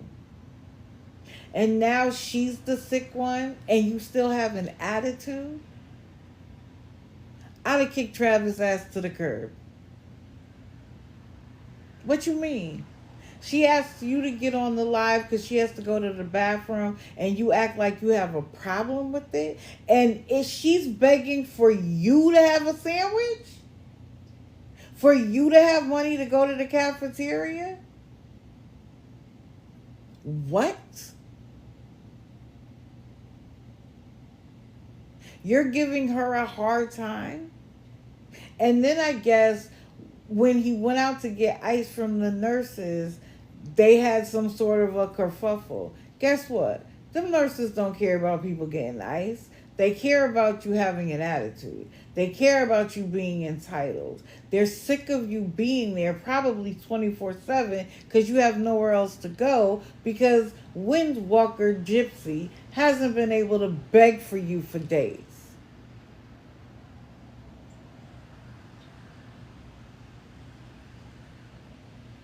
Why is she the one online doing the begging?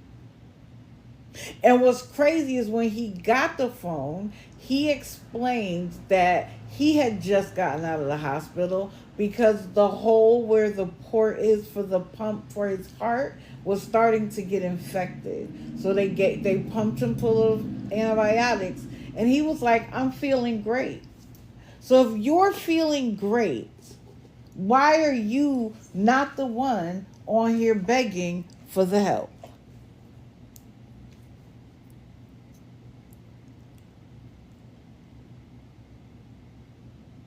Then she said they didn't get the apartment because she was in the hospital and not able to go sign the papers. Why didn't he go sign the papers? Or are y'all not supposed to be living together because y'all aren't married?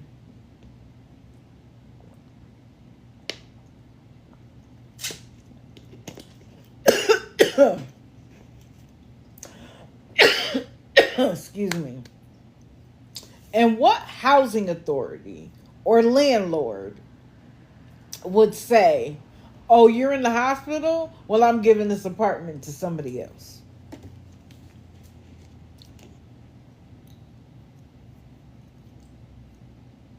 Unless you're going to be in the hospital forever. Right.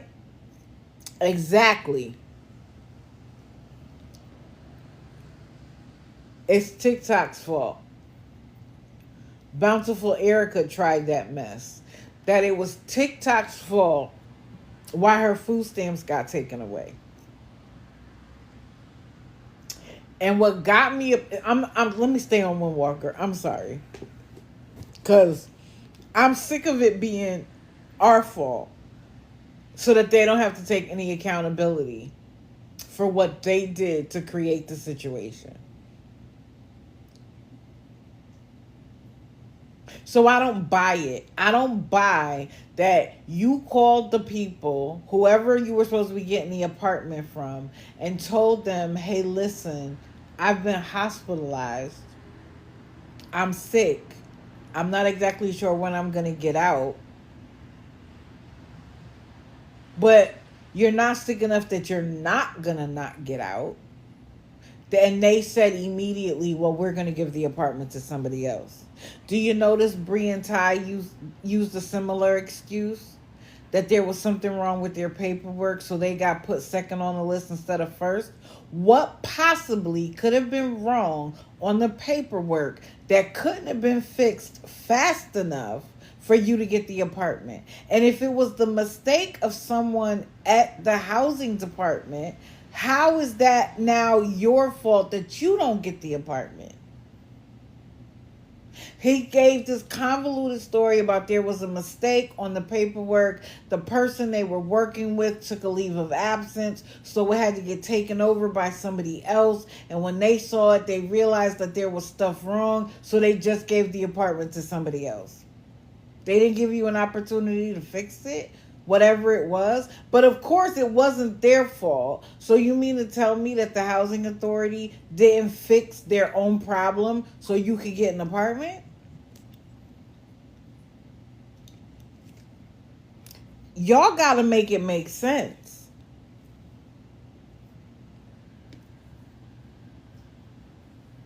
She's off the oxygen. I believe they left the hospital yesterday and begged for money for a hotel for 2 days so they could recuperate. What you gonna do on day 3? Be back here begging again?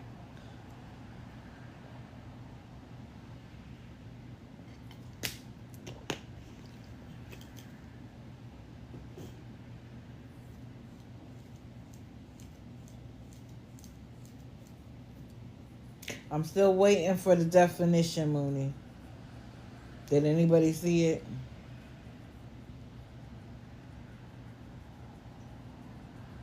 Okay. Mooney, I'm gonna move on from you. Hopefully you scrolled on.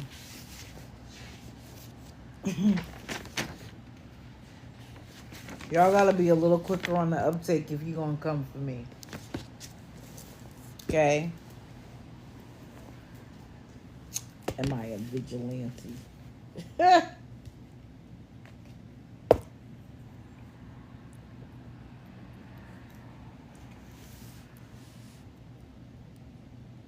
Right. He's a runner. He's a track star. Right. It's always the haters' fault. Everything is our fault.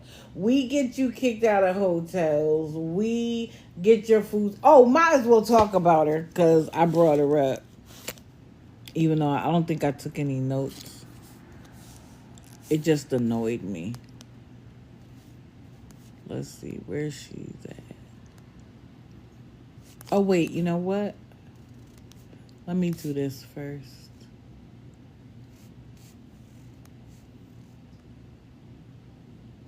Huh.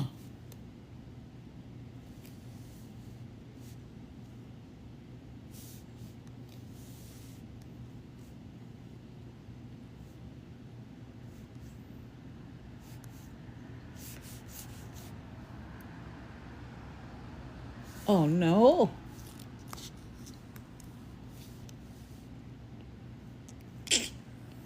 I cannot find the picture I'm looking for. Hold on, guys. I cannot find the picture I'm looking for. Hold on, guys. I cannot find the picture I'm looking for. Hold on, guys. I cannot find the picture I'm looking for. Hold on, guys.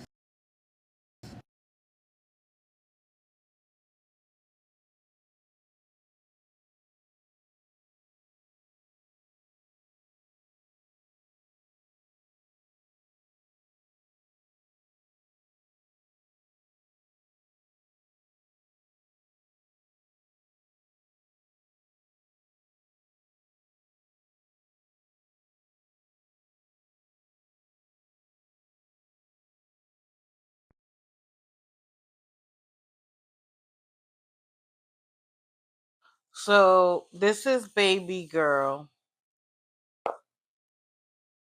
on her birthday.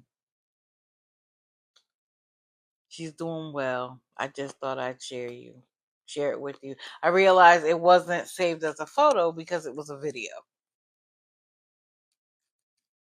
But that was her Sunday for her birthday. She's doing well. Who blocked you, Coco?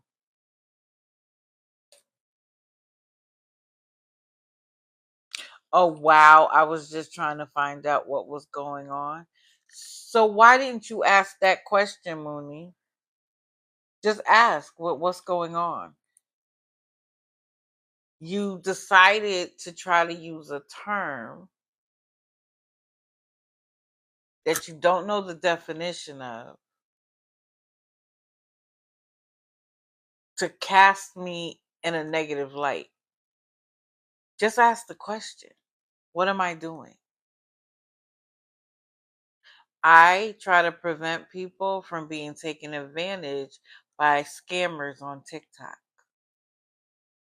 I consider people who use TikTok to panhandle and scam and deceive people out of their money a digital deceiver. And I lurk in the shadows to bring awareness, to raise the consciousness of people so that they don't get taken advantage of.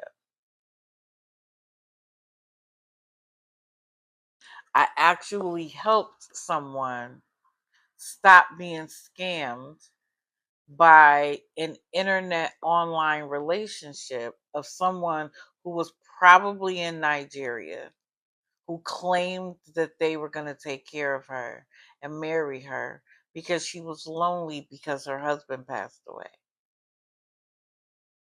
And this woman had big money, and she sent a lot of it to this man. And it took a long time to convince her that he wasn't who he said he was.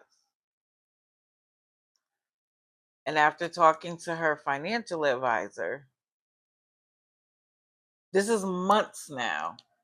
She sold everything she owned plus her house because he told her that he was going to fly her to where he was. And she sat in that empty house for days waiting and finally had to move in with her daughter because she had sold her house.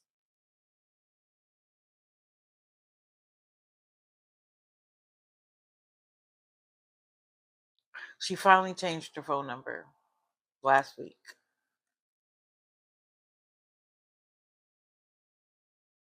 So that's what I do. Just ask the question. Don't add a label to it, especially when you don't know the definition. But you're welcome to stay, Mooney. Stay for a tick or two. You might learn something that you didn't know before. Do I have a picture of her? I don't even know if I have a picture of her, to be honest.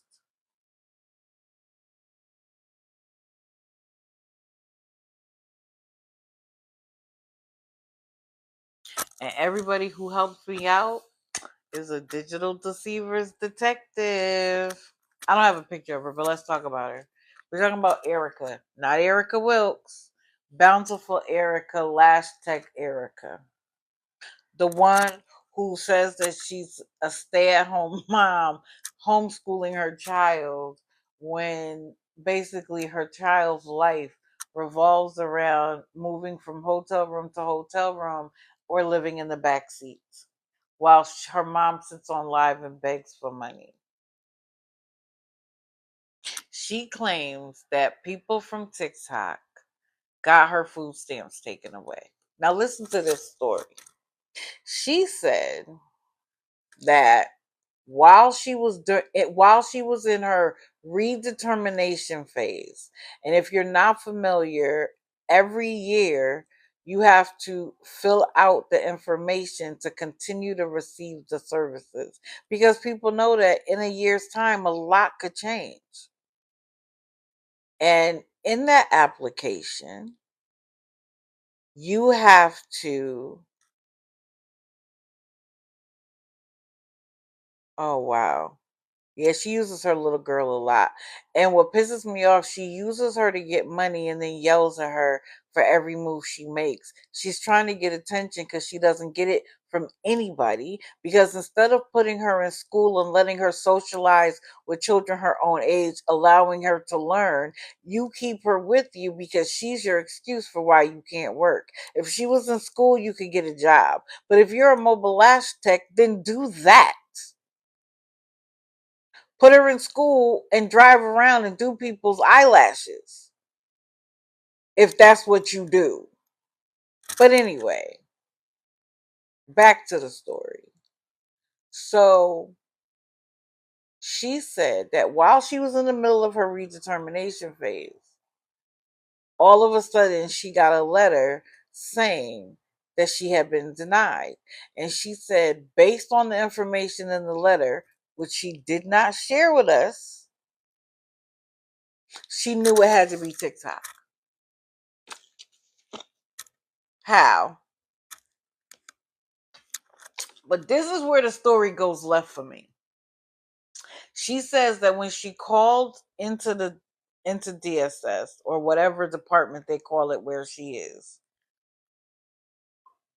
that they didn't understand why she had been denied. What? When you are denied, they tell you why in the letter. Right. It will say why you were denied. What you mean the people at DSS don't even know. And if somebody higher up in the department is the one who made the determination, that's a phone call from the worker to the manager, to the supervisor, to the head of the department. I was working on this case and I saw that you denied it. Can you explain why? Now, this is what's also interesting. Let's say it was the supervisor, and let's say they did deny it and the worker wasn't aware. They would have made the worker aware. And could the reason why you lost your food stamps not be because someone in awareness lied about you, told stories about you that weren't true, but they were able to prove that you have gotten thousands of dollars as donations slash gifts on this app and have failed to report it?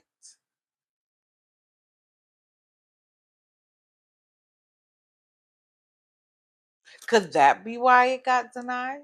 Because you failed to report how you were funding your life as a homeless woman with children? Mind you, one of the children don't live with her, but she always uses the fact that she is a single mother of two children and she only has one.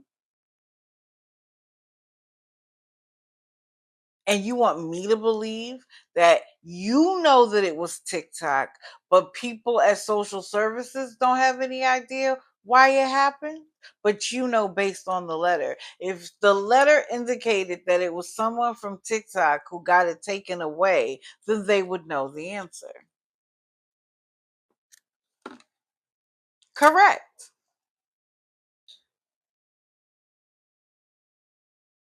Oh, even better, CJ.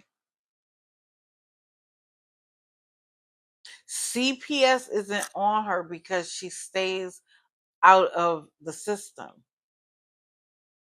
It might be one reason why she won't put her daughter in school. Because if she's not consistent, they're mandated reporters.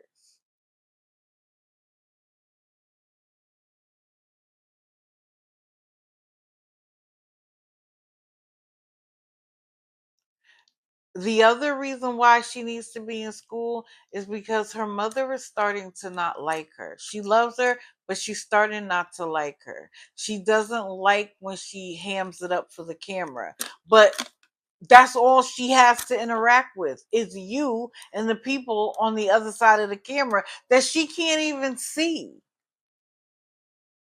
She just knows that there are people there.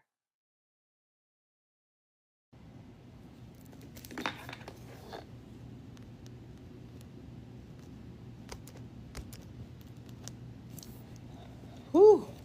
Yes, this is Erica we're talking about. For some reason, I couldn't find her photo.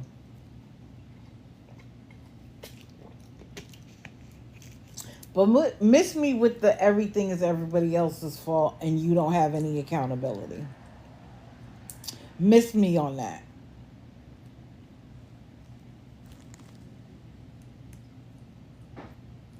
Right. It's the baby everybody feels sorry for.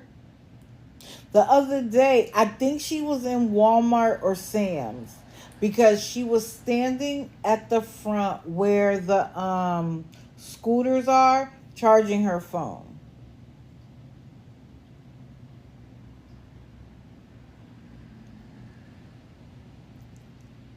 And the little girl's just playing around her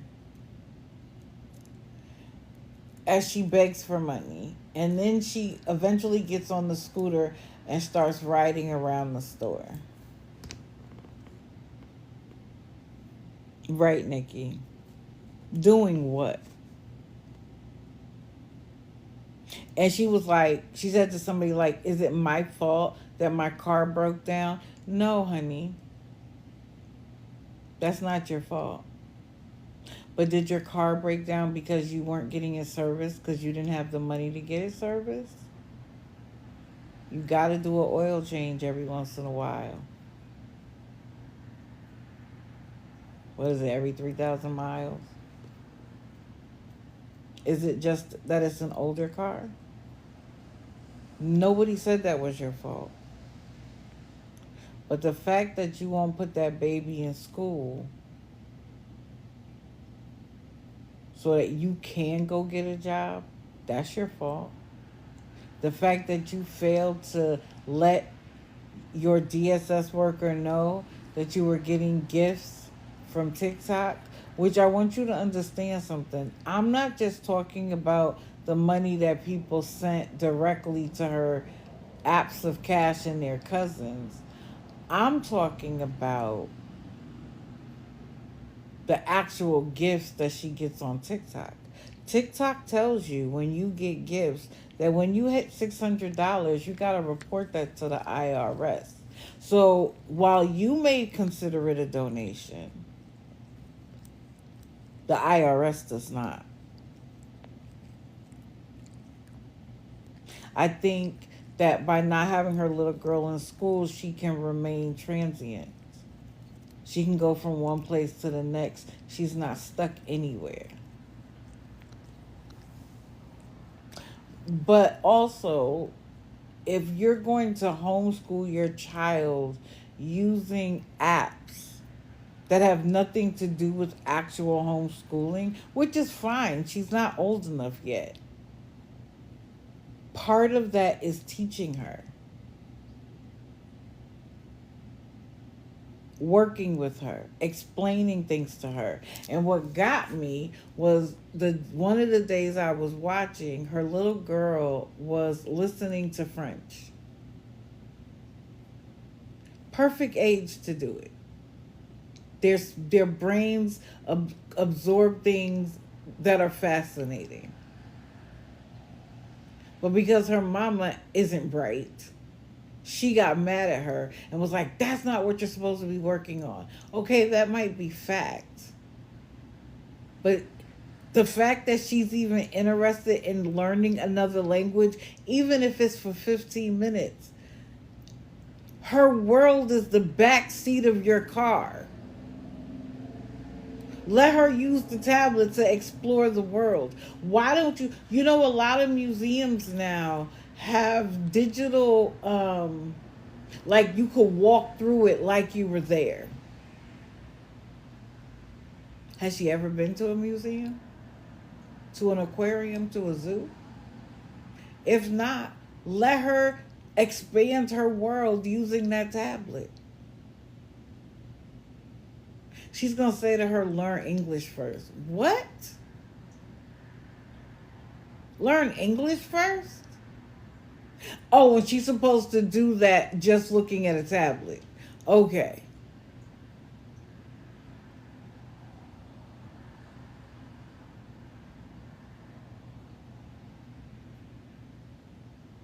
She needs to learn how to share. She needs to learn the skills you learn. She needs to learn how to play. She needs to learn how to communicate. She needs to have experiences where she doesn't always get her way.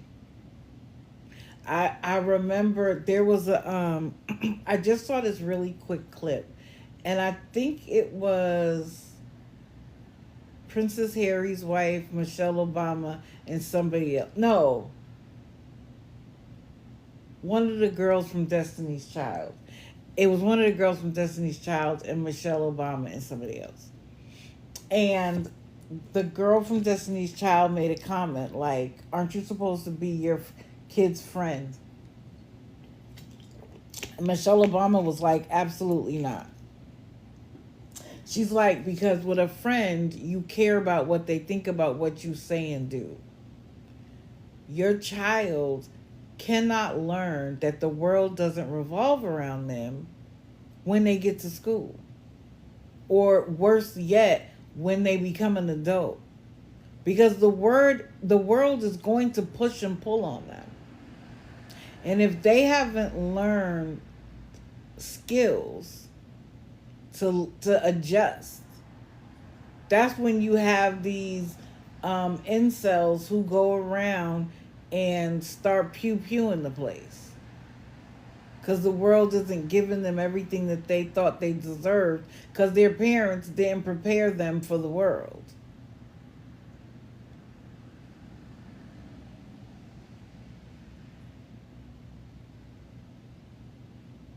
You want to display like the other day her daughter was like, "Can we get food now?" Now, again, I said this the other day. I don't know if she set her up to say it or if it was like she just was genuinely saying it. But then her response to her pissed me off. "No, we can't because nobody gave us any money yet." That's her fault? If the child is hungry, she's not supposed to ask for food? Wow, Pensacola got 7 inches. Ah! Glad I live south.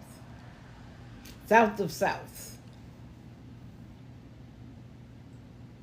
Right. We learn more from failures than successes. Exactly right.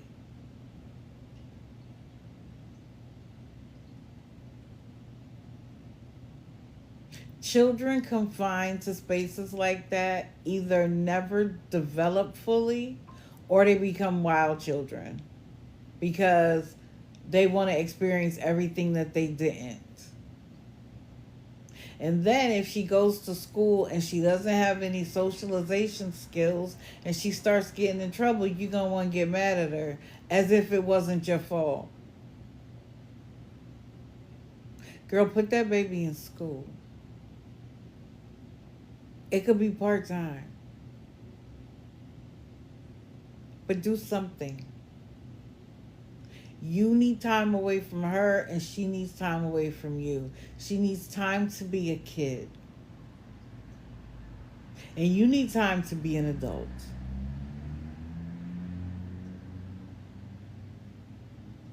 Correct, Granny. Granny Ganja. I like that name.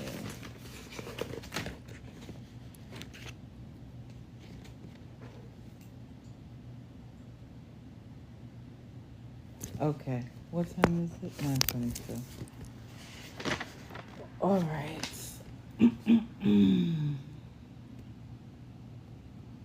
Oh, I don't even have a picture of him. Hold on. Let me see if there's anybody I want to talk about. Anybody else? Because we might be done for the day.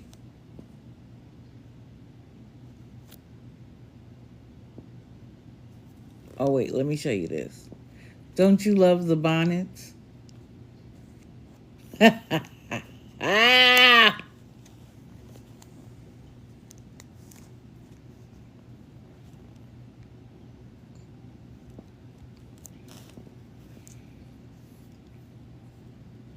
Okay. Let's talk about her. I haven't talked about her in a while. Kiki now claims that she has a job. I believe it's overnight, if I'm not mistaken. Who keeping the kids? Your baby daddy, who you claimed tried to throw you over a balcony and end your life?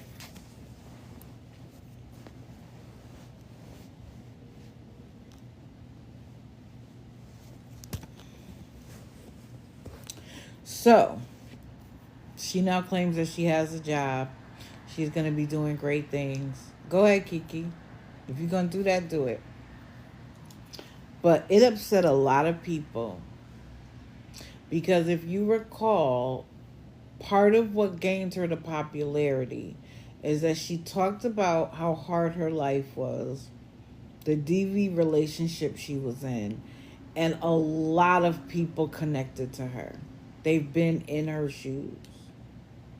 They wanted to support her so she didn't have to rely on anybody else, that she could get on her own 2 feet herself.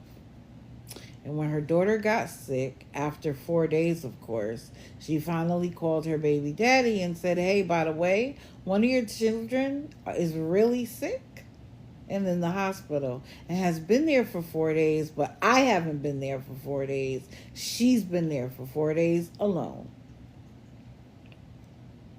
So they meet up at the hospital and create this truce.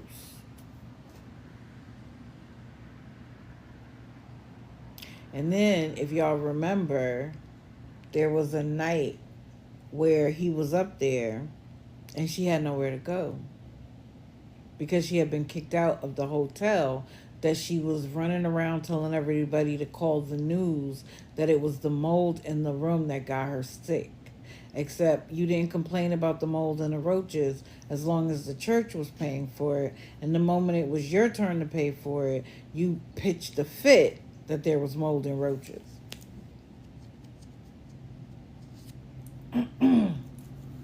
So in this truce, y'all are now staying together. And you try to pretend like you're alone, but you're not. You're with him. Your choice. But when he has to go to court to face the DV charges that you said you tried to unalive you using a balcony, excuse me, you then went to court and asked for the charges to be dropped. He stays with her in the hotel and with his boyfriend. I don't doubt it. Hey, fuck it. You always come in at the end. I know you say you don't get up this early. I get it. Some mornings I don't want to come on until 7:30. But y'all told me 6:30, so I'm trying to stick to it.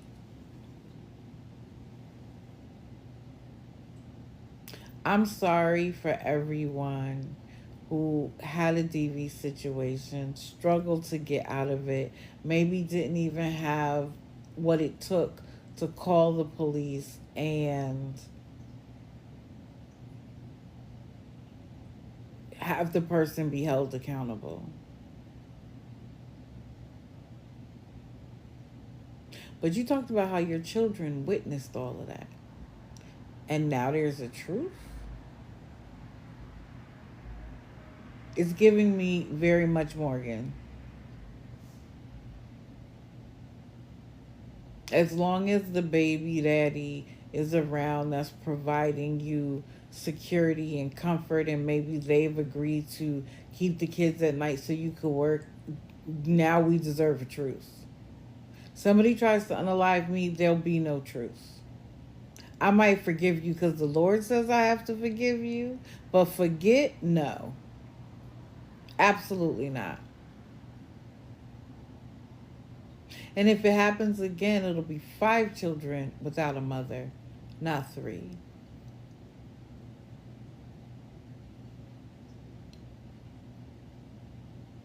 I know that hurt a lot of people's feelings, but just understand that she is always going to do what she thinks is in her best interest. And I mean hers, not even the kids. Her best interest. Just because she's not up here begging every day doesn't mean that who she is it hasn't changed. You can see it. Because when the money train started to run out, she started doing battles. But for me, battling is scamming. It's begging.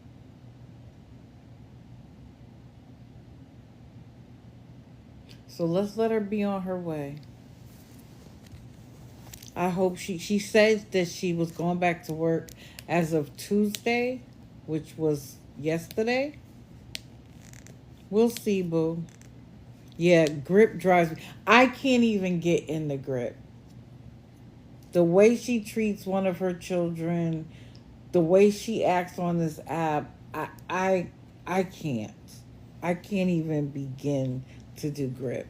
Like, that rabbit hole is so far. I can't stand it. Lisa Boo's money train is running out. And if we go back to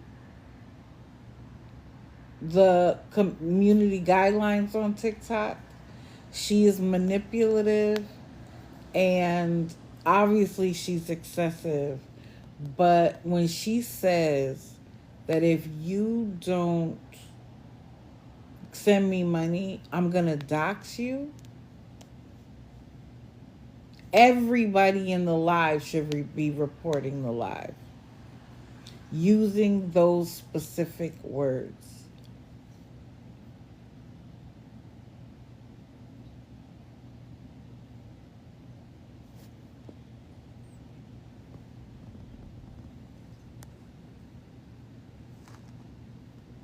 Oh, she got back in her accounts because she was live this morning. What does dox mean? Dox means that you reveal information about people that aren't public. So she tells people not to tell when they give her money because she doesn't want them to be inundated with messages. But then she threatens them that if they don't continue to send her money, she's going to dox them. So then they send her money because they don't want the world to know that they're sending her money. I wish somebody would try to extort me that way. Yo, reveal me then. Because guess what? I get off the merry-go-round. Go ahead and reveal me. Let people talk crap. But I am now off the merry-go-round. And I don't got to worry about hearing from you asking for money ever again. But they're so worried about being doxxed, they just go ahead and send the money. And you know how she gets the money? How you know that she gets the money? It's not just that it's personal information though, because if it's public information, it's not doxing. So, like when we were able to see the court records that Kiki got evicted and didn't even show up in court, it was personal, but it's public. Anybody can get access. The same way that Mexican homie was able to figure out that Beth is stolen valor,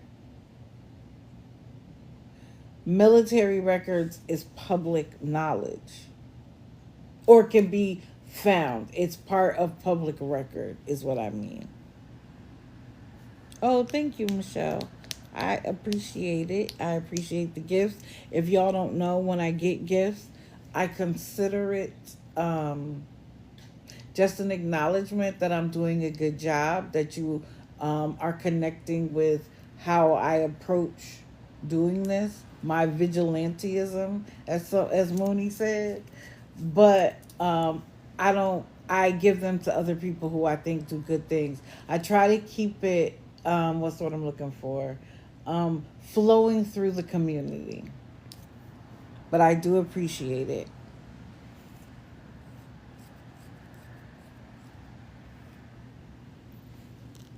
Oh, I talked about Allison Ray from the beginning, but I realized that not everybody was here. Let's see.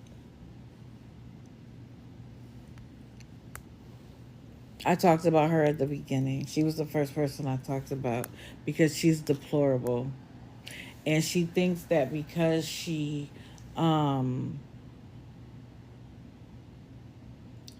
ended all her accounts, that that's going to save her. It is not. Right, there is. My thing is this: I'm trying to save people from having to spend money to look them up. If y'all notice, most of the information that I talk about comes strictly from the behavior. She did take her account down.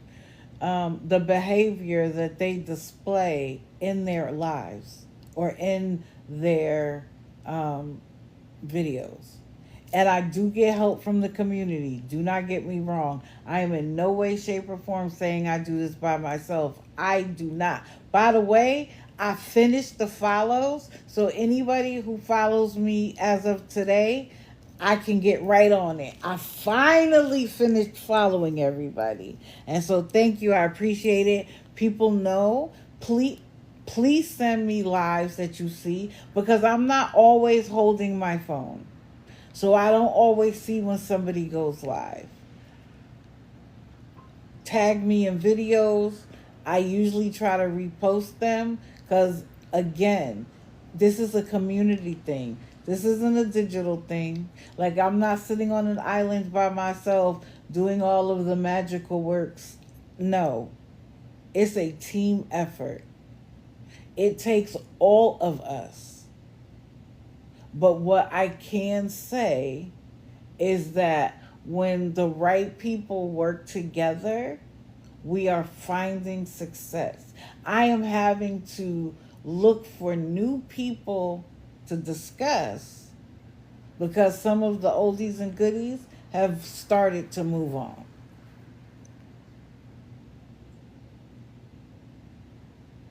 Oh, Brian Ty, that's what he does every day. He gets on early, stays on until he gets his 6809, and then he's out enjoying his life. Okay, thank you, Michelle. Yep. Message me. Sometimes it takes me a little while to acknowledge messages, or I like some people will send me lives, but understand that two or three people may be sending me the same live, so that even if I don't connect to it from the live you sent me, other people may have already sent me the live. So please don't think that I don't see it, that I'm not appreciative. I usually try to get around to everybody and say thank you, but y'all have to understand it's a lot. It's a lot of people. And sometimes I'm already in the live by myself. But I follow everybody back. I don't do like blocking and muting unless it's egregious.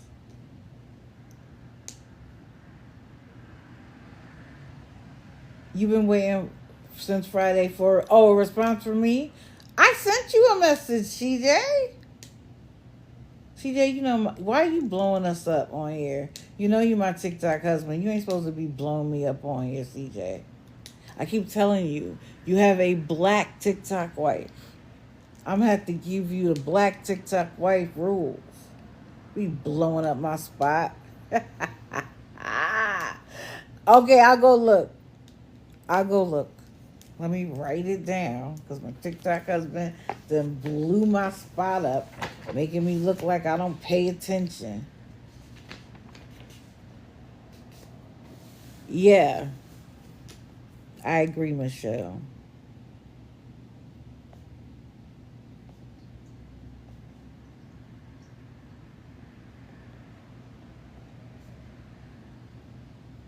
Well, it is 9:38.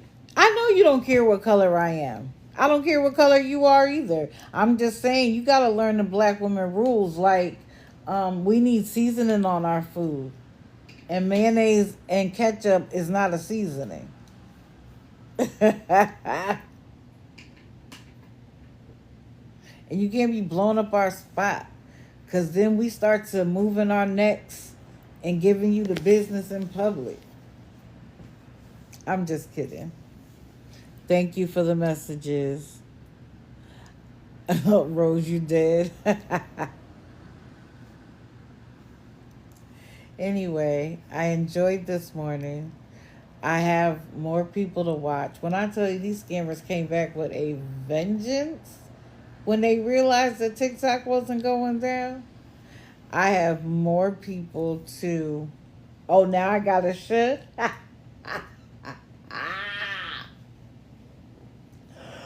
You got jokes, bro. Thank you, Nikki. I appreciate it. I hope I'm bringing value add. Sometimes I like lay here and think about it and be like, there's other people doing it. Why are you doing it? I've been thinking about figuring out, like, I took some inspiration from Mexican Homie in the sense that maybe I should expand what I talk about. Um, but I don't want to do what he's doing because I can't. It's enough with the scammers. But what I thought about doing was maybe doing a day about, I don't want to say true crime, but about court cases that are happening,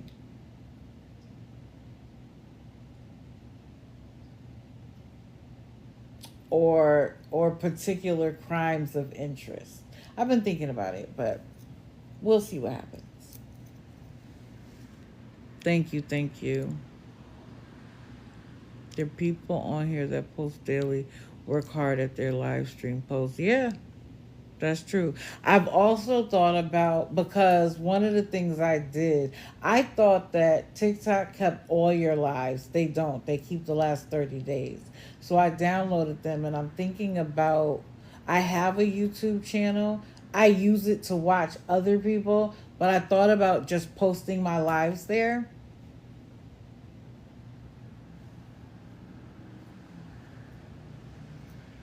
But we'll see. I'm glad for at least the next couple of months. I know I can go live here. I appreciate all the likes, the shares, the comments. Friday, I'm going to be looking for people to come up and share what they think. I had so many today that I knew if I started letting people come up, I'd be here till 2 o'clock in the afternoon.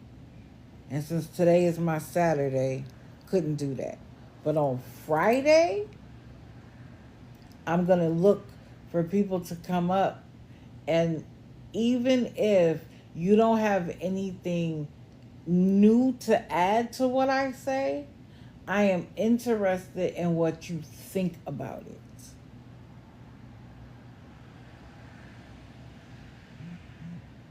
I want to hear your thoughts. Because again, this is a community, it's not just me. Okay? So y'all be prepared. Start thinking about what you might want to say.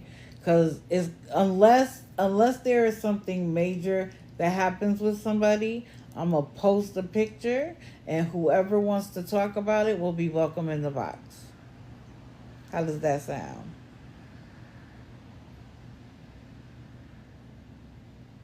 Oh yeah, Detroit Nike. I didn't even bother to talk about him this morning. I didn't even bother. I charge a penny for my. How about if I could send you Taco Bell instead? Oh, I didn't even talk about Kim.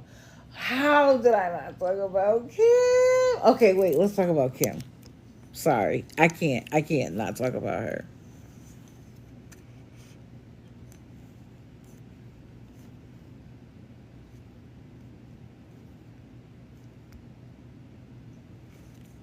I can't not talk about her.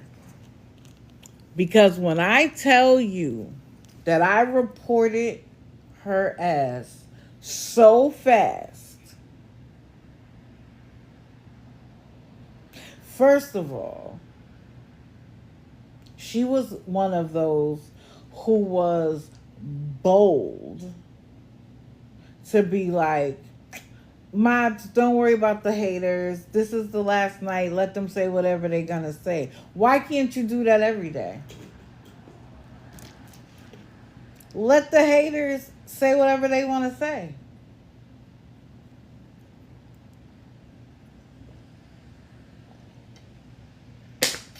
Excuse me. I got to drink water. I've been talking for a long time. Why can't you do that every day, Kim? Because you know if you let people say whatever it is they want to say, you have no response. You have no way of being able to explain all of your nonsense. And your mods know it. That's the part that pisses me off. Because without these mods muting and blocking every comment, she wouldn't get nearly as much as she got. And let's be clear, some mods give money, most of them don't. It's about the power of being able to mute and block. That's what it is for them. They don't get no money. These scammers aren't sharing their money. It's the power of being able to mute and block. Go get some power in your real life. While you tell me to go get my real life, get some power in your real life. How about that? So that you're not so caught up in having power in TikTok. It's virtual. None of it is real. So why do you care so much about people telling the truth? So she does the disgusting thing at the end of TikTok, which it turned out not to be the end of TikTok. It was just a 14-hour break, which I think we all needed, by the way. I wish it was 48 hours. But I digress. She lifts her shirt and she waves her mammary glands around. It was absolutely disgusting because it was so inappropriate.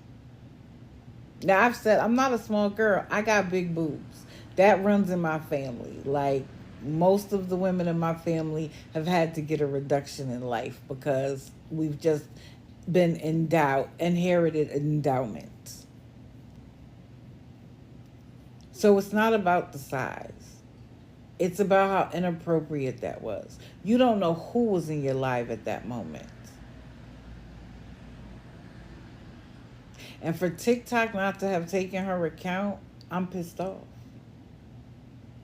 Because they want to take my account for less. Way less. If I posted a video of her doing that, I'd lose my account.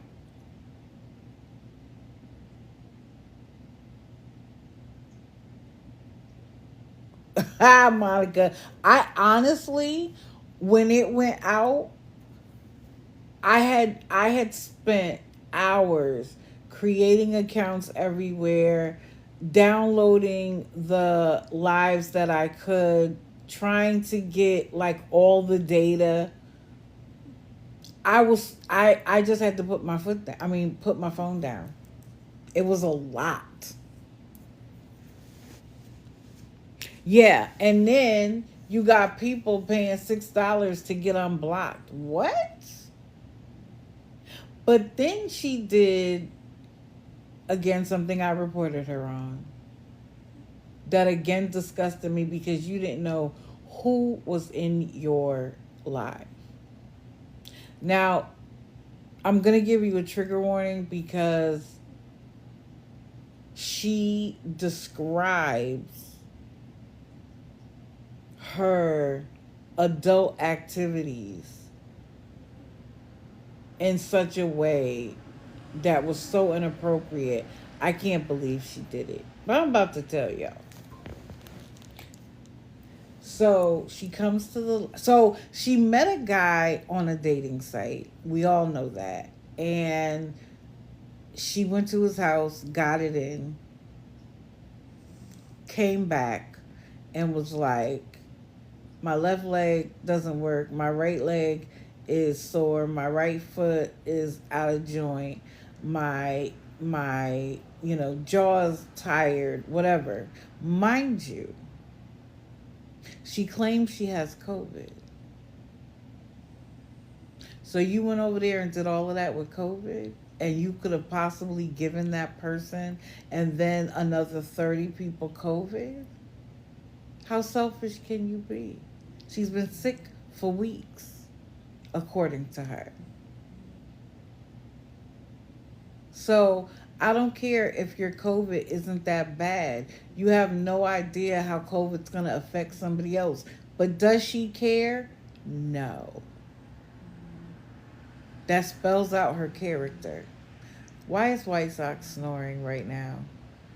I mean, loud for me, for a cat. Anyway, so she meets up with this person again. She comes on. I think the person was still there because I kept hearing noises of a human being that wasn't her. But I never saw the person, so I don't know for sure. I'm guessing. So nobody quote me on that. Allegedly, somebody else was there. So she comes on and immediately wants Taco Bell. And I'm not talking like 6, 7 o'clock. I'm talking like 9:30, 10 o'clock. She wants Taco Bell. Can somebody send her money so she could DoorDash Taco Bell? Yo, why isn't the person who's blowing your back out getting you Taco Bell? Then she added beer to the mix. She wanted beer and Taco Bell delivered to her home. Mind you, she at the same time claims that her gallbladder was bothering her, and people were like, "Well, the last thing you need is Taco Bell." And this is what did she say? Don't tell me what to eat. If I want to eat it, if I want to eat 6 cakes, it's none of your business. And you know what I say that it's none of my business? Then my wallet is none of your business. The same way that when they say kindness is free, so is the truth. That'll get you blocked faster than anything else. Say the truth is free. See what happens. My thing is this: you would rather spend $6 to get unblocked than to happens. My thing is this: you would rather spend $6 to get unblocked than to happens. My thing is this: you would rather spend $6 to get unblocked than to happens. My thing is this: you would rather spend $6 to get unblocked.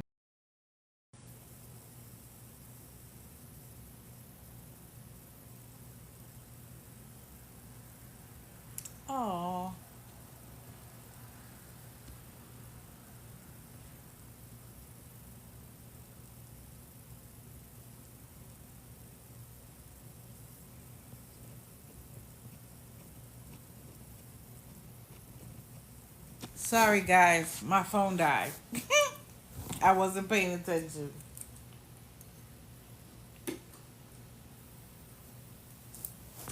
So I moved myself to my iPad. Can everybody hear me?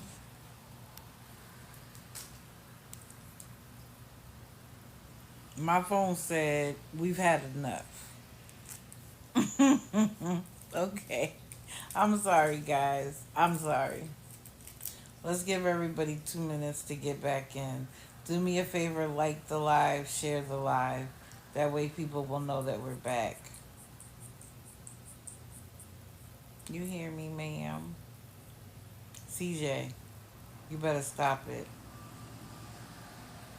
I know she's a piece of work.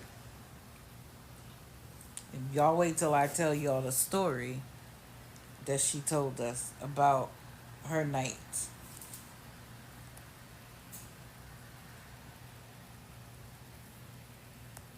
I always ask you guys to like the live until you feel the heart tail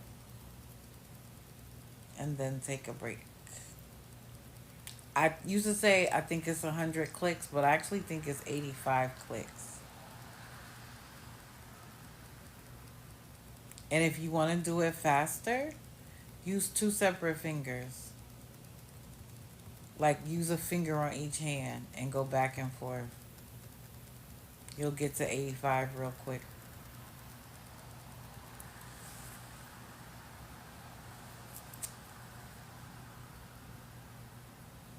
Okay, I might as well just go ahead and tell the story because I intended to get off before now. It's 81 clicks. Okay. All right, so this is the story she tells. So, again, trigger warning. She says, guys, I have a question for you. And I know this couldn't have just happened to me. This had to have happened to you too. You know when you're getting effed in the back door, and I mean the back door, not from behind, but the back door, the back door. You understand what I'm trying to say? The back door. And when you know they're just doing it hard, they just keep pounding away.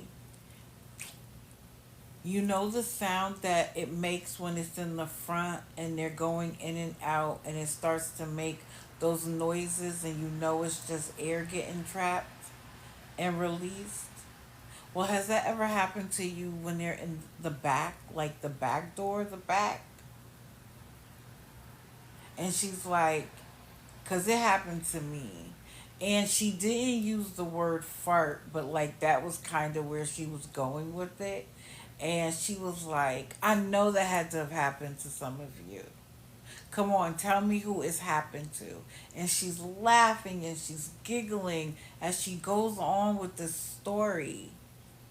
And her people are kikiing with her and being like, you're so down to earth.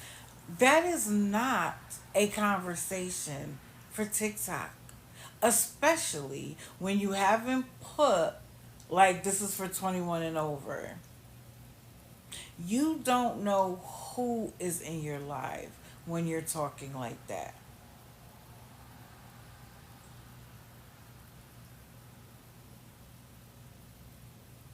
And who needs that visual? And then she says, well, it happened to me 3 times. Who needs that visual, Kim? While you then sit there and beg for Taco Bell and beer.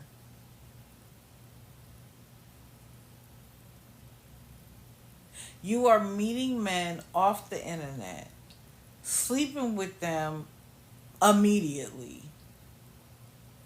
and then bragging about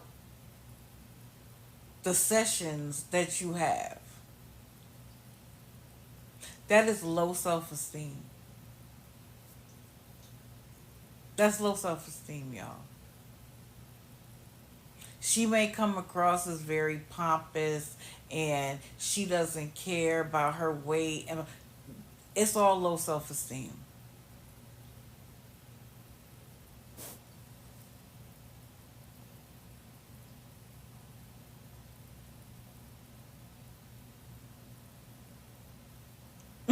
Right, Erica.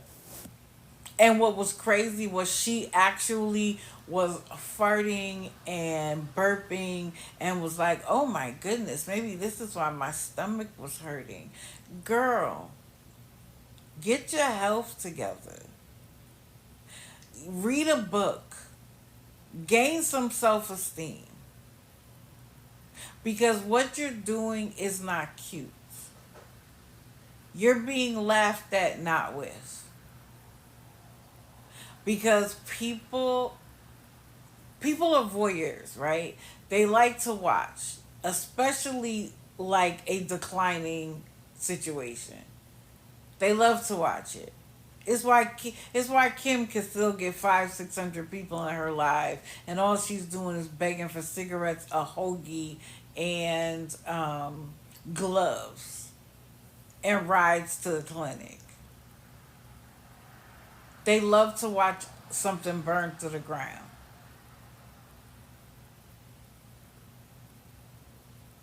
And they also do it because it makes them feel better about their life. I don't gotta get on. I'm getting it, but I don't gotta get on here and brag, and I don't have to meet a man on the internet and give it to him on the very first night. But she does. Oh my god! And I can't believe she's talking about it on the internet. This is just crazy. But most of those people would never do that. Never do anything close to that. But they have her believing that what she's doing is cute.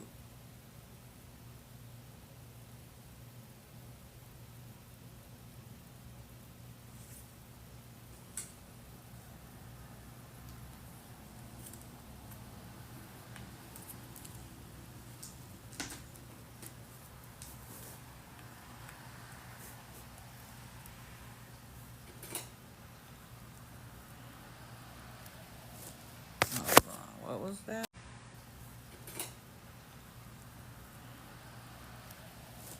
Hold on. What was that?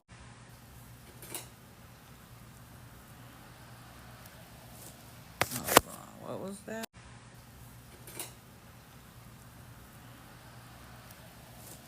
Hold on. What was that?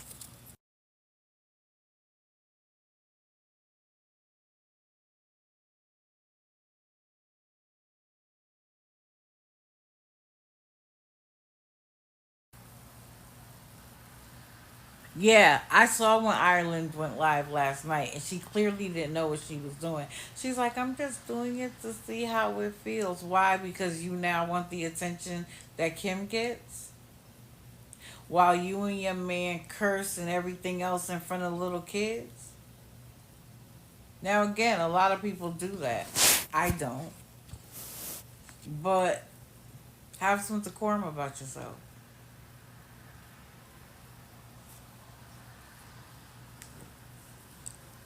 We don't need to know everything that goes on in your household. Because then when people start to talk about it, you want us to mind our business. Well, how can we mind our business if you do it on live? If there's something you don't want your haters to know, then don't do it on live. How about that?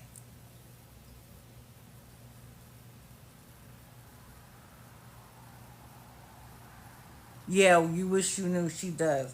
But you want to know what's funny? They talk about how we hide behind accounts, but you notice now that all the mods are using accounts that are clearly just made up.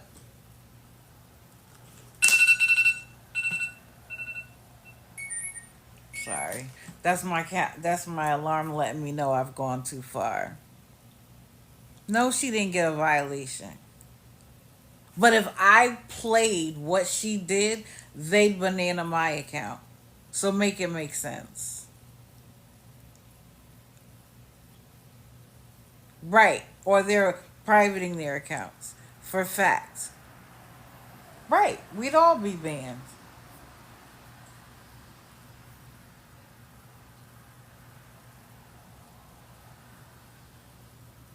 So, guys, if you remember the language, let's start reporting using the language that will trigger their computers to look into it.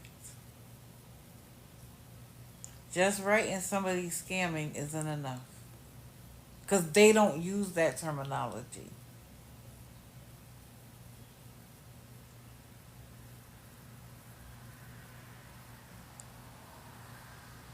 All right, there was nothing wrong with the cat. How come she hasn't mentioned that she is getting evicted?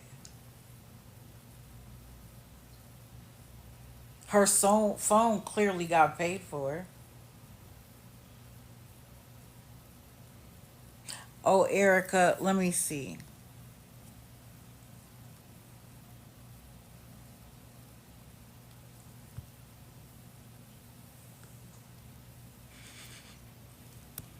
This was the raising consciousness portion.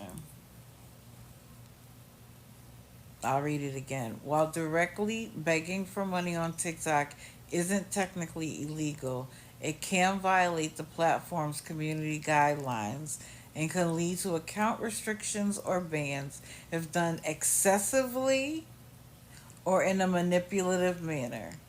Remember those words: excessive or manipulative. They all do that. And it talks about TikTok allowing people to get donations through gifts, etc. But encourages responsible use and discourages blatant pleas for money. Another term you can use: blatant pleas for money.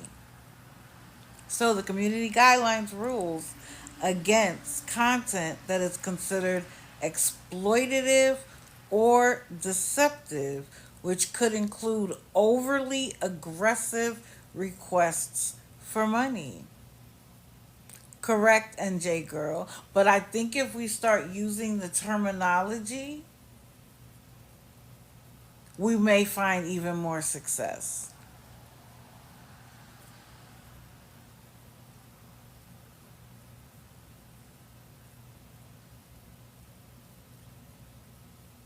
It says users can report accounts that appear to be excessively begging for money. So we can just start right there. This person is excessively begging for money and it's against community guidelines. I'm no longer going to say, oh, they're scamming people out of money. That doesn't trigger anything.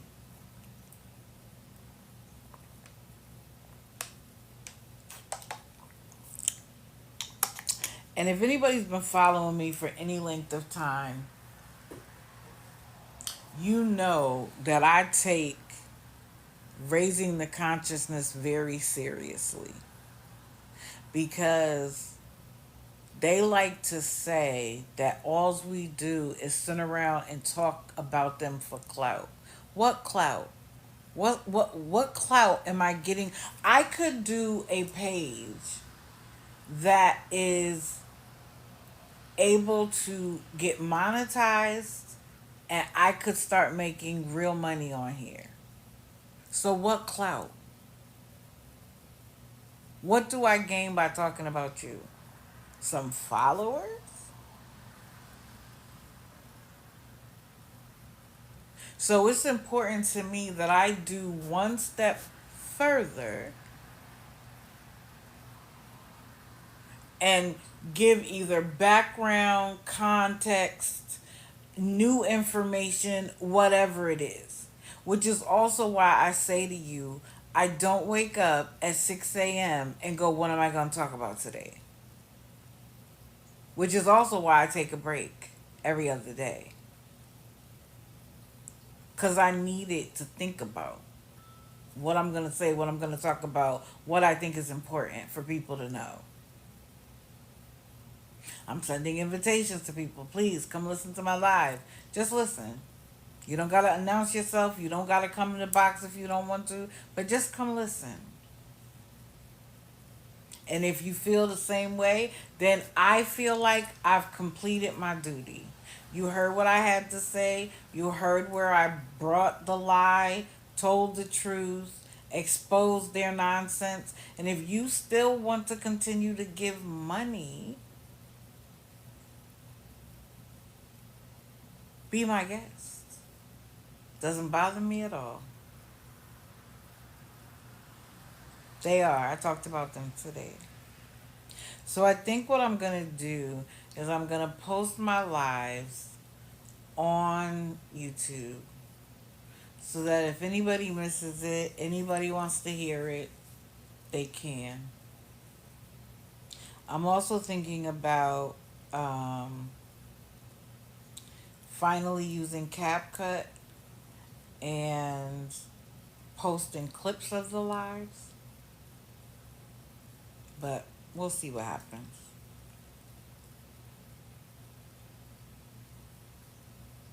But anyway, guys, I appreciate everybody who came back. I apologize. I have to get better at monitoring the battery. I forget sometimes because I'm so into what I'm talking about. Who?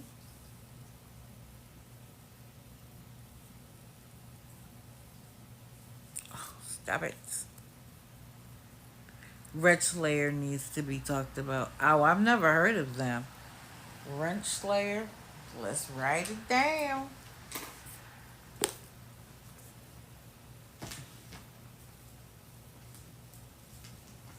Come on, where's the pen at? Wrench Slayer.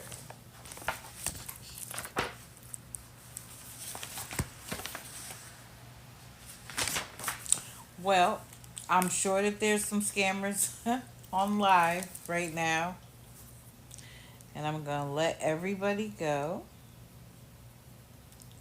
I appreciate those of you who were able to come back in the live. Again, I sincerely apologize. I have got to get better at paying attention to those things.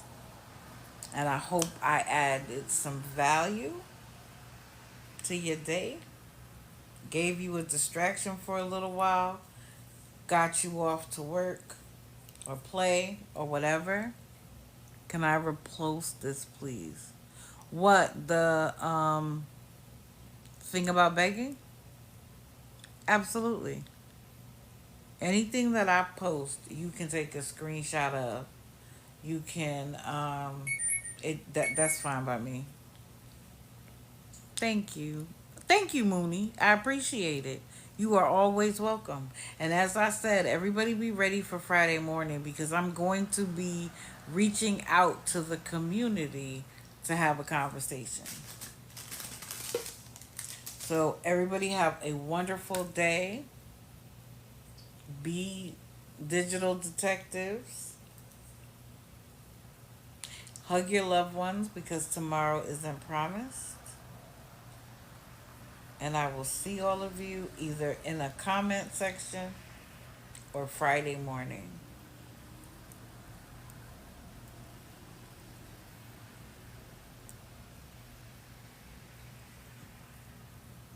I go 6:30 a.m. Eastern Standard Time. But what I also said was that I am going to start downloading the lives and posting them on YouTube. Same account, Digital Deceiver Shadow on YouTube.